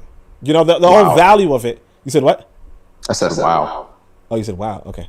Why? All right, yeah. We give them our money, and then we give everything to them, and this means ultimately that we cannot give our children anything. And then when they have to rob, steal, and so yeah, so like you can't give your children anything. But again, if you're in another person's colony, remember this: you're in another person's colony, right? Then what is it that you have? Like the reality is that if you're on another person's land, what is it that you have? I mean, is it their land though? Yeah, they stole it. Yeah. They took it. You know, at the end of the day, might makes right. It's like are you talking about U.S. in particular? Oh yeah, sorry, yeah, so U.S. But even if you're talking about South Africa, though, you know, at the end of the day, they took this land. You understand? I mean, I don't know. If I take your laptop, is it mine or is it still yours? I mean, I stole it. Yeah. If somebody steals my laptop, it's theirs until I get it back. I mean, it's still your property, but I stole from you though. Look, property is something recognized by nations. You understand? Property is something recognized by nations. Something is your property according to what a nation deems fit, and whether or not that nation decides that you are even using that property correctly. You understand? So, like, for instance, even though I might be living in a house or something, right? If I write down on my house, fuck you crackers, the state can come around and erase what I wrote on my house and find me. I mean, because the house is tacky now. You're reducing the property value. No, that's not the reason why. Because essentially, they can do whatever they want. It's their nation. You understand? It's like you. And not just that, you have to realize too that even if you have a house in America, that land that you're on, you're paying land tax to these quote unquote Americans. Sure. Yeah, you're paying property tax and land tax. And that's to say that realistically speaking, and this is something that's real to be honest, that the land is given to the nation, not the individuals. The individuals have the privilege of building on that land or living on that land. But if you're paying taxes to another entity for even having that house or even paying off that house and all that kind of stuff, if you're paying taxes to another entity, that means that they actually own it. That they own the land. Because otherwise, why are you paying them? You know, because you're not paying China for the land in America. You know, you're not paying Nigeria for the land in America. You're not yet, right? but yeah, Nigeria not ever, right? But like, you're not paying them you're not paying them. But you're paying America. Why? You understand? It's just like the people sometimes back in the day when I was on Twitter, some people used to be like, yeah, African Americans are not citizens of America. We're not Americans. It's like, well, if you're not citizens, if you're not Americans in a sense, right? If you're not Americans or whatever, then why in the world, if you want to go to another country, you have to fill out a passport with America? You understand? Because if you don't have to, exactly, you don't have to with Morocco. You know, you can't even fill out a passport application for Morocco. You can't even fill out a passport. The U.S. government owns our birth certificates. You can see the seal on it. Right? Anyway. I'm sorry. I heard somebody do that conspiracy stuff. Yeah, I'm not even bad. Anyway, but like the point is that you know, you have to realize at some point that you being a part of the colony makes you basically the property, makes you have no possessions, makes it so that if the police want to walk into your house, they can't. Sure, exactly. But what does that mean? See what I'm saying? What does that mean? See, we casually make it seem like that's something innocent. Well, they had a warrant, so they could break into your home, take your child from you, put your child in another state or another part of the state, right? Far away, 4-hour drive. And then all you can say to them is, when can I visit? You understand? If they can legally come into, and see, when I say legally, I shouldn't even say legally. But legally basically means that it's permitted by the nation. Who is the nation? Who's writing the nation? When you're in America, this nation is this white kinship group, this white elite. When you're in South Africa, this nation is another white elite. When you're in England, it's also a white elite. Now, it's a little bit more complicated in African nations. Maybe you're going to say it's a black elite, but that black elite is bowing and kowtowing to another white elite. And so, Van Jones? I don't know. Yeah. Is that the guy who cries a lot? Yeah. I don't know. Wait, you called me Van Jones? What? The dude. He was crying on CNN after what's his name won, Biden won. Oh, Biden, yeah. But like this is like what you have to realize is that they have these nations, like they set up these colonies, and I would advise, look, at the end of the day, you have to set up your own economic system, but it has to be independent from theirs. You cannot, and when I say move, I also want to extend that to just move from colonial economies unless you can somehow get this profit. Yeah. Unless you could get some sort of profit and then facilitate your own, a more grandiose move. But otherwise, where exactly? You have to set up your own nations. I know, but where? Well, I mean, where is going to be dependent upon the individual. You understand? On the individual or the objective? Well, like the same, you know, like what different individuals can accomplish is different. You understand? So what may be a good destination for one might not be a good destination for another. in the sense of if you speak one language, you know, like let's say the francophones, they're not listening to this, but francophones may be able to better suited in one land. Anglophones may be better suited in another. People who speak Kiswahili may be better suited in another. People who speak Akan, Twi, Yoruba, whatever. Twi, Yoruba, whatever. They might be suited to another. The point is that you as an individual, and then of course where your skills are required or necessary. You know, if you have certain skills that are conducive to an industrial economy, or if you have certain skills that are conducive to a service economy, or if you have certain skills that are conducive to an agricultural economy, you know, that really should dictate where you should move. You as an individual have to make a personal assessment. There's not going to be, you cannot, one thing I want to say is that you don't want to announce where you're going to go, because every time you announce where you're going to go, your enemy is going to be there waiting for you, right? But not just that, you know, as I said, you're not going to migrate en masse anyway.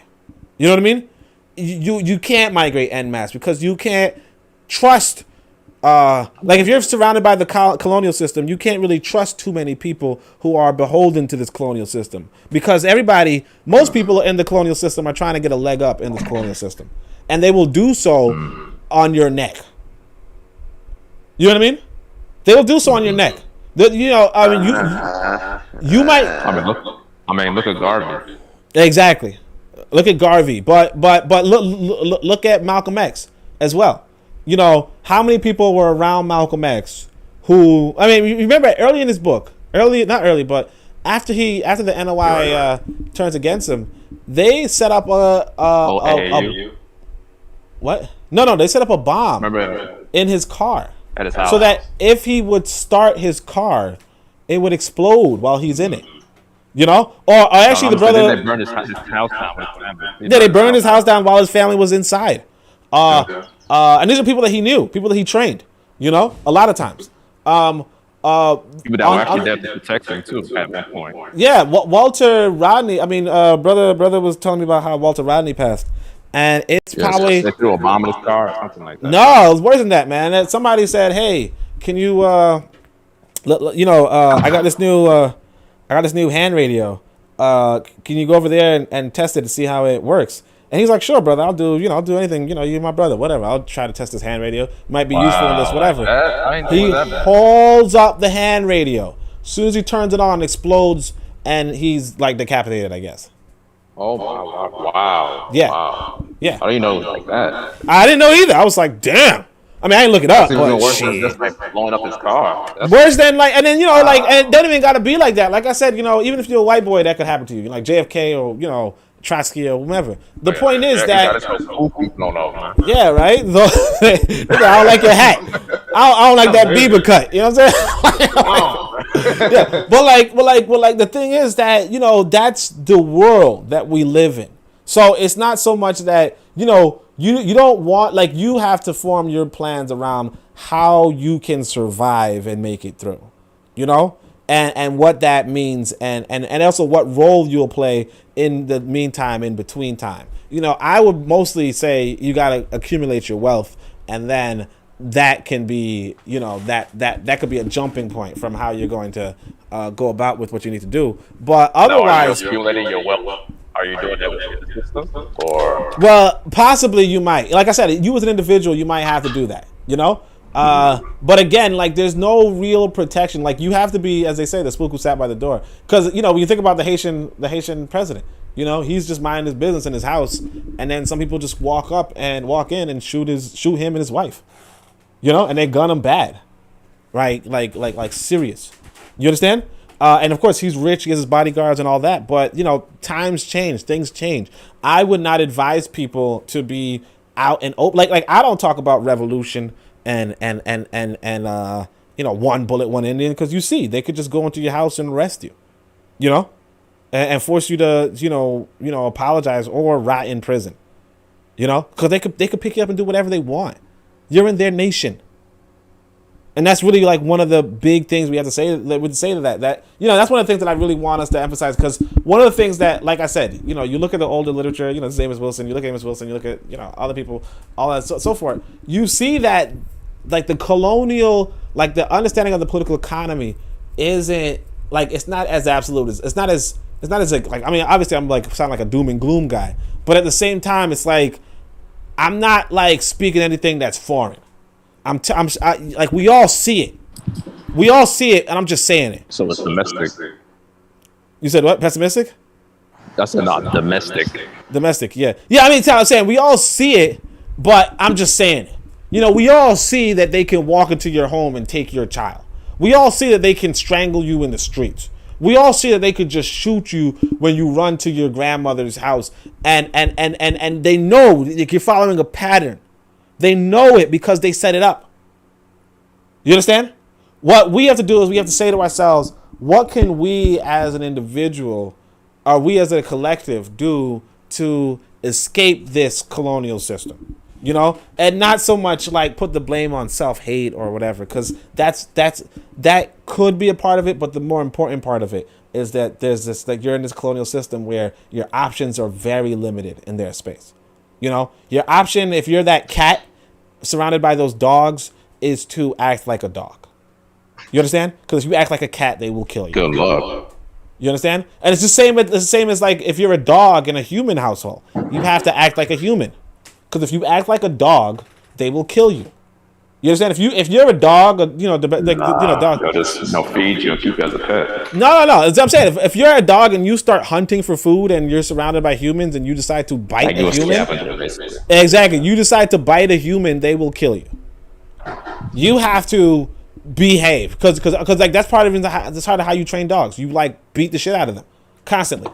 I mean, like, some I don't people know about beating them. Some people do. Like okay, with like cut down by Ptah. With real dogs, not like puppies. I know you like your puppies, but Ptah about to come on the screen real quick. Ptah, you know the Ptah. Oh yeah, I'm like, who's the fuck is Peter? like Peter Parker? Spider-Man. All right, so which means we give them our children, we give them our money, we give everything to them, and this ultimately means we cannot give our children anything. And then when they have to rob and steal and carry on, we wonder what is wrong with them. So again, the only thing wrong with our children is that they're in a colonial situation, and that the colonial system has no position for them.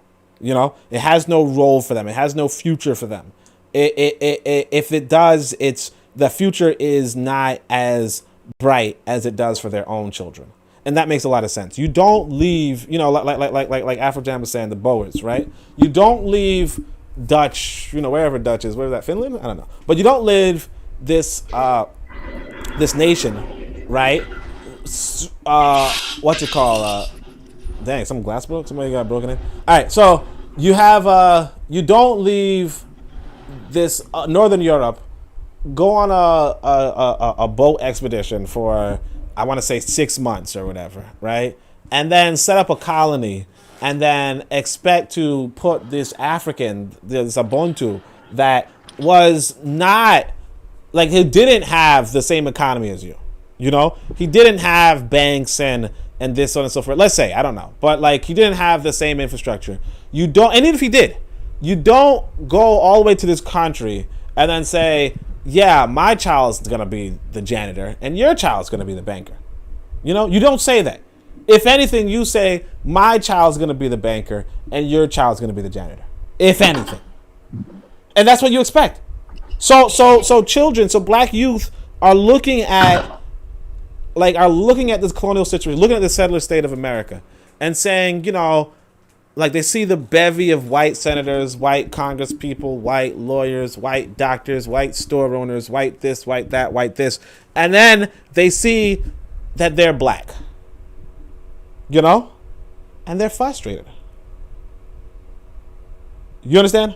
Like, especially when I was younger. Maybe it's better now. But when I was younger, like, almost all the places of authority, even in New York City, were, like, blacks or Chinese or Arabs.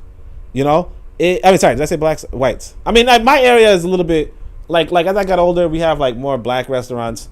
But even then, like, you would wish it were like it's mostly Caribbean, but that's like my area. But like, as far as if you walk into a bank, like, sure, nowadays you might see like black bankers, black so on and so forth, but you know who chases. Yeah, no, but you know who chases. You know, like you know. at the head of everything, at the administrative level, at the top of the economy. And of course, you know about Wall Street, but you know where the wealth is, you know? So yeah, you know, if you feel like things are going the opposite way, then yeah, you rob and steal, you know? Or yeah, you're mad. You're angry. There's something, it's not, but you shouldn't be angry. I don't think you should be angry. I think you should recognize that you're in another person's nation.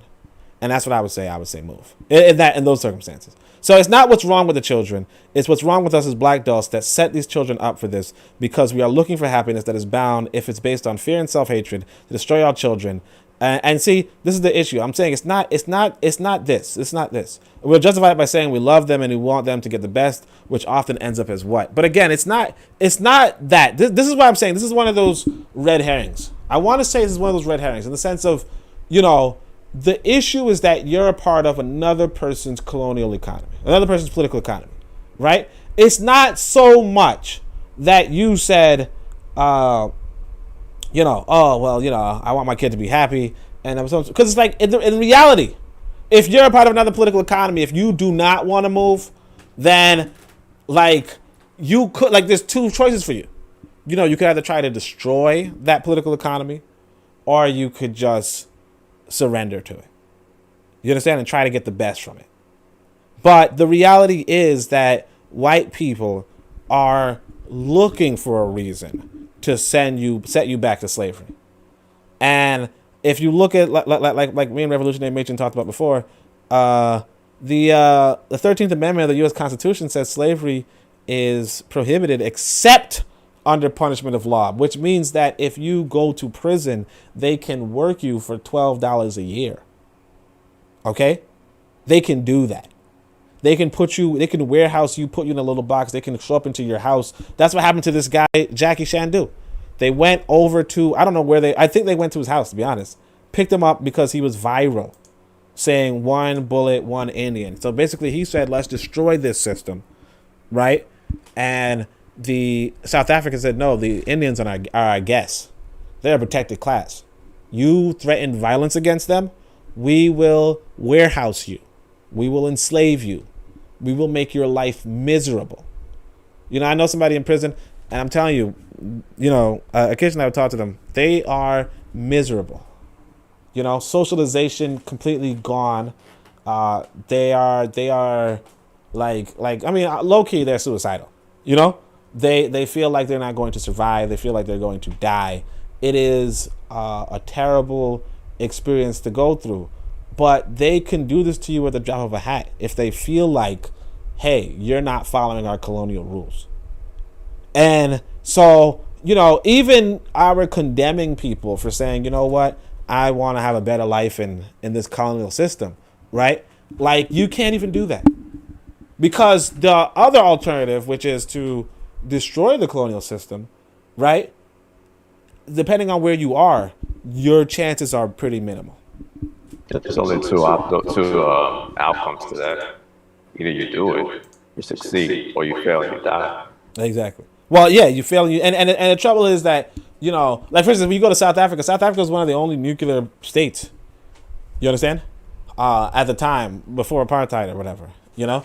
And of course, you know, they came to an agreement to, you know, keep the white people in power, and now they're living with the consequences, you know? But that's actually the paper. Let me see. Revolutionary Machen came back in the chat. She says, once money is created, it entered a cycle that returns it back to its creator. Yeah, I mean, that's what you expect. Like, and I think one of the brothers said that that's one of the laws of the West, is that whatever money you get, it has to go back to the white man. But like technically that just makes a lot of sense. Why? Like, the money is only valuable to the nation that prints it, you know, unless you're exchanging it with another currency. And that's a thing. But the nation, no, not that currency. Anyway, but the nation. Hey, you couldn't install, man. Get a cup of water, man. And but the nation is going to print this currency so that you can have trades within it. But when, like, I put a quote in my book, the Pro Black Compendium, which was, whoever controls the currency controls the economy. You know, because as long as, like, even if I do a little trade between the two of us, that money is paper. And it's only useful when I bring it back. Go drink some water, my dude. We're not talking about crypto. All right, right. Anyway, but that money is. I'm just clearing my throat. Yeah, I said drink some water, man. Right, the money is only good insofar as it's connected to this nation, and regulates trade within that nation.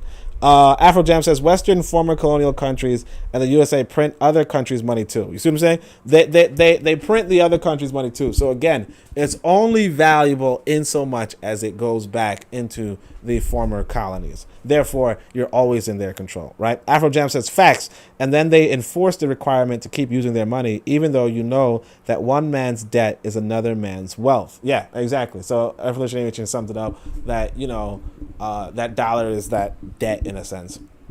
But yeah, that's pretty much it. I hope people got that. I think one of the things that I might do in the future. Now, obviously, I want to write my next book when I go to Africa. After I go to Africa. But I want to really try to explore this question of political economy after I go to Africa. So if you guys hear about it, if you don't hear about it, maybe that's what I'll do when I'm in Africa. But other than that, yeah, I like this. I like the speech, but I think it really, I think even though he's talking about moving from a white neighborhood into a black neighborhood, right? I understand why black people would want to be in a white neighborhood instead of a black neighborhood.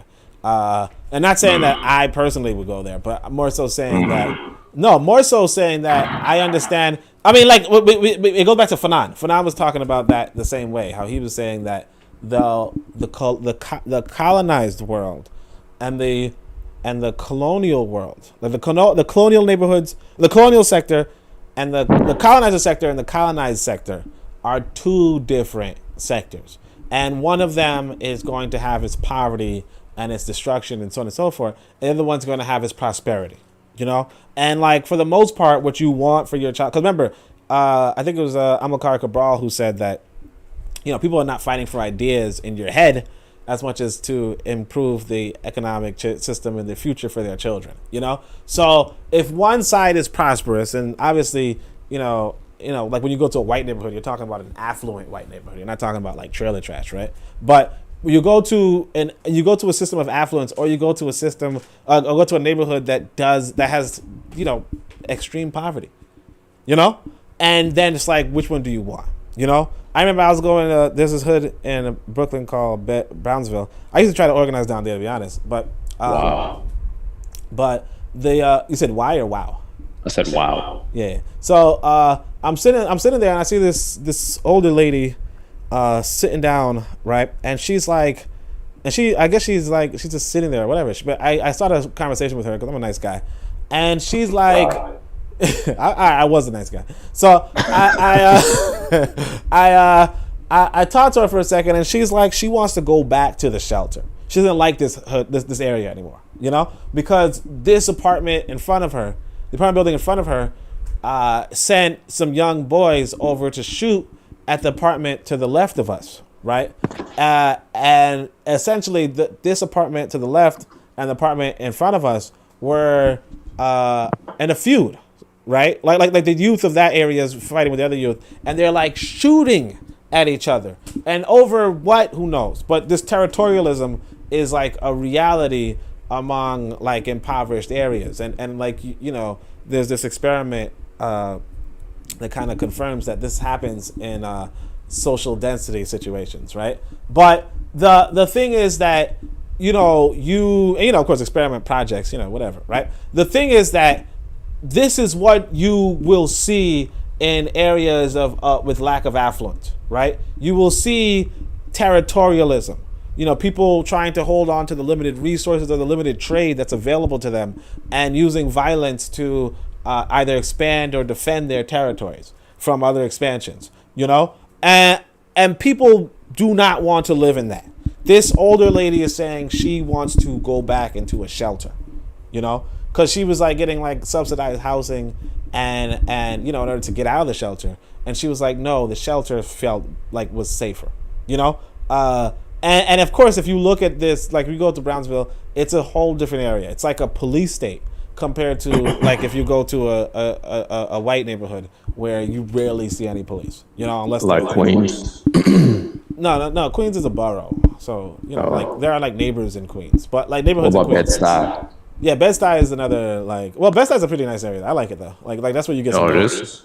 It's a nice black area. You know what I mean? Oh, okay. It wasn't like down Everybody Hates Chris. Yeah, that's a TV show. I know, but that was in the 80s, apparently. Yeah, no, I mean, yeah. Apparently, back in the day, like Bed-Stuy, it used to be Bed-Stuy Do or Die. Didn't Biggie Bed-Stuy Do or Die? Yeah. Yeah, Bed-Stuy Do or Die. It used to be pretty bad, maybe, but right tonight now it's like a nice black area.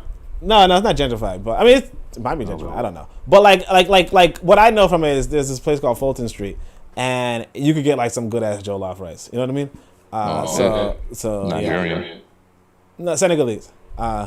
But he's like, well, then it's not good as jollof. Anyway, but what's somebody gonna pop into the chat?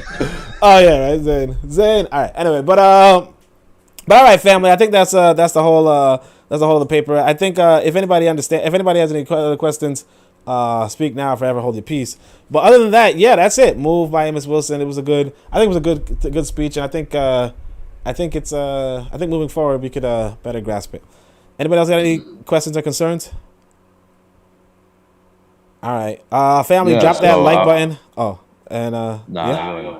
All right, well, Shem Yam Hotep. Peace.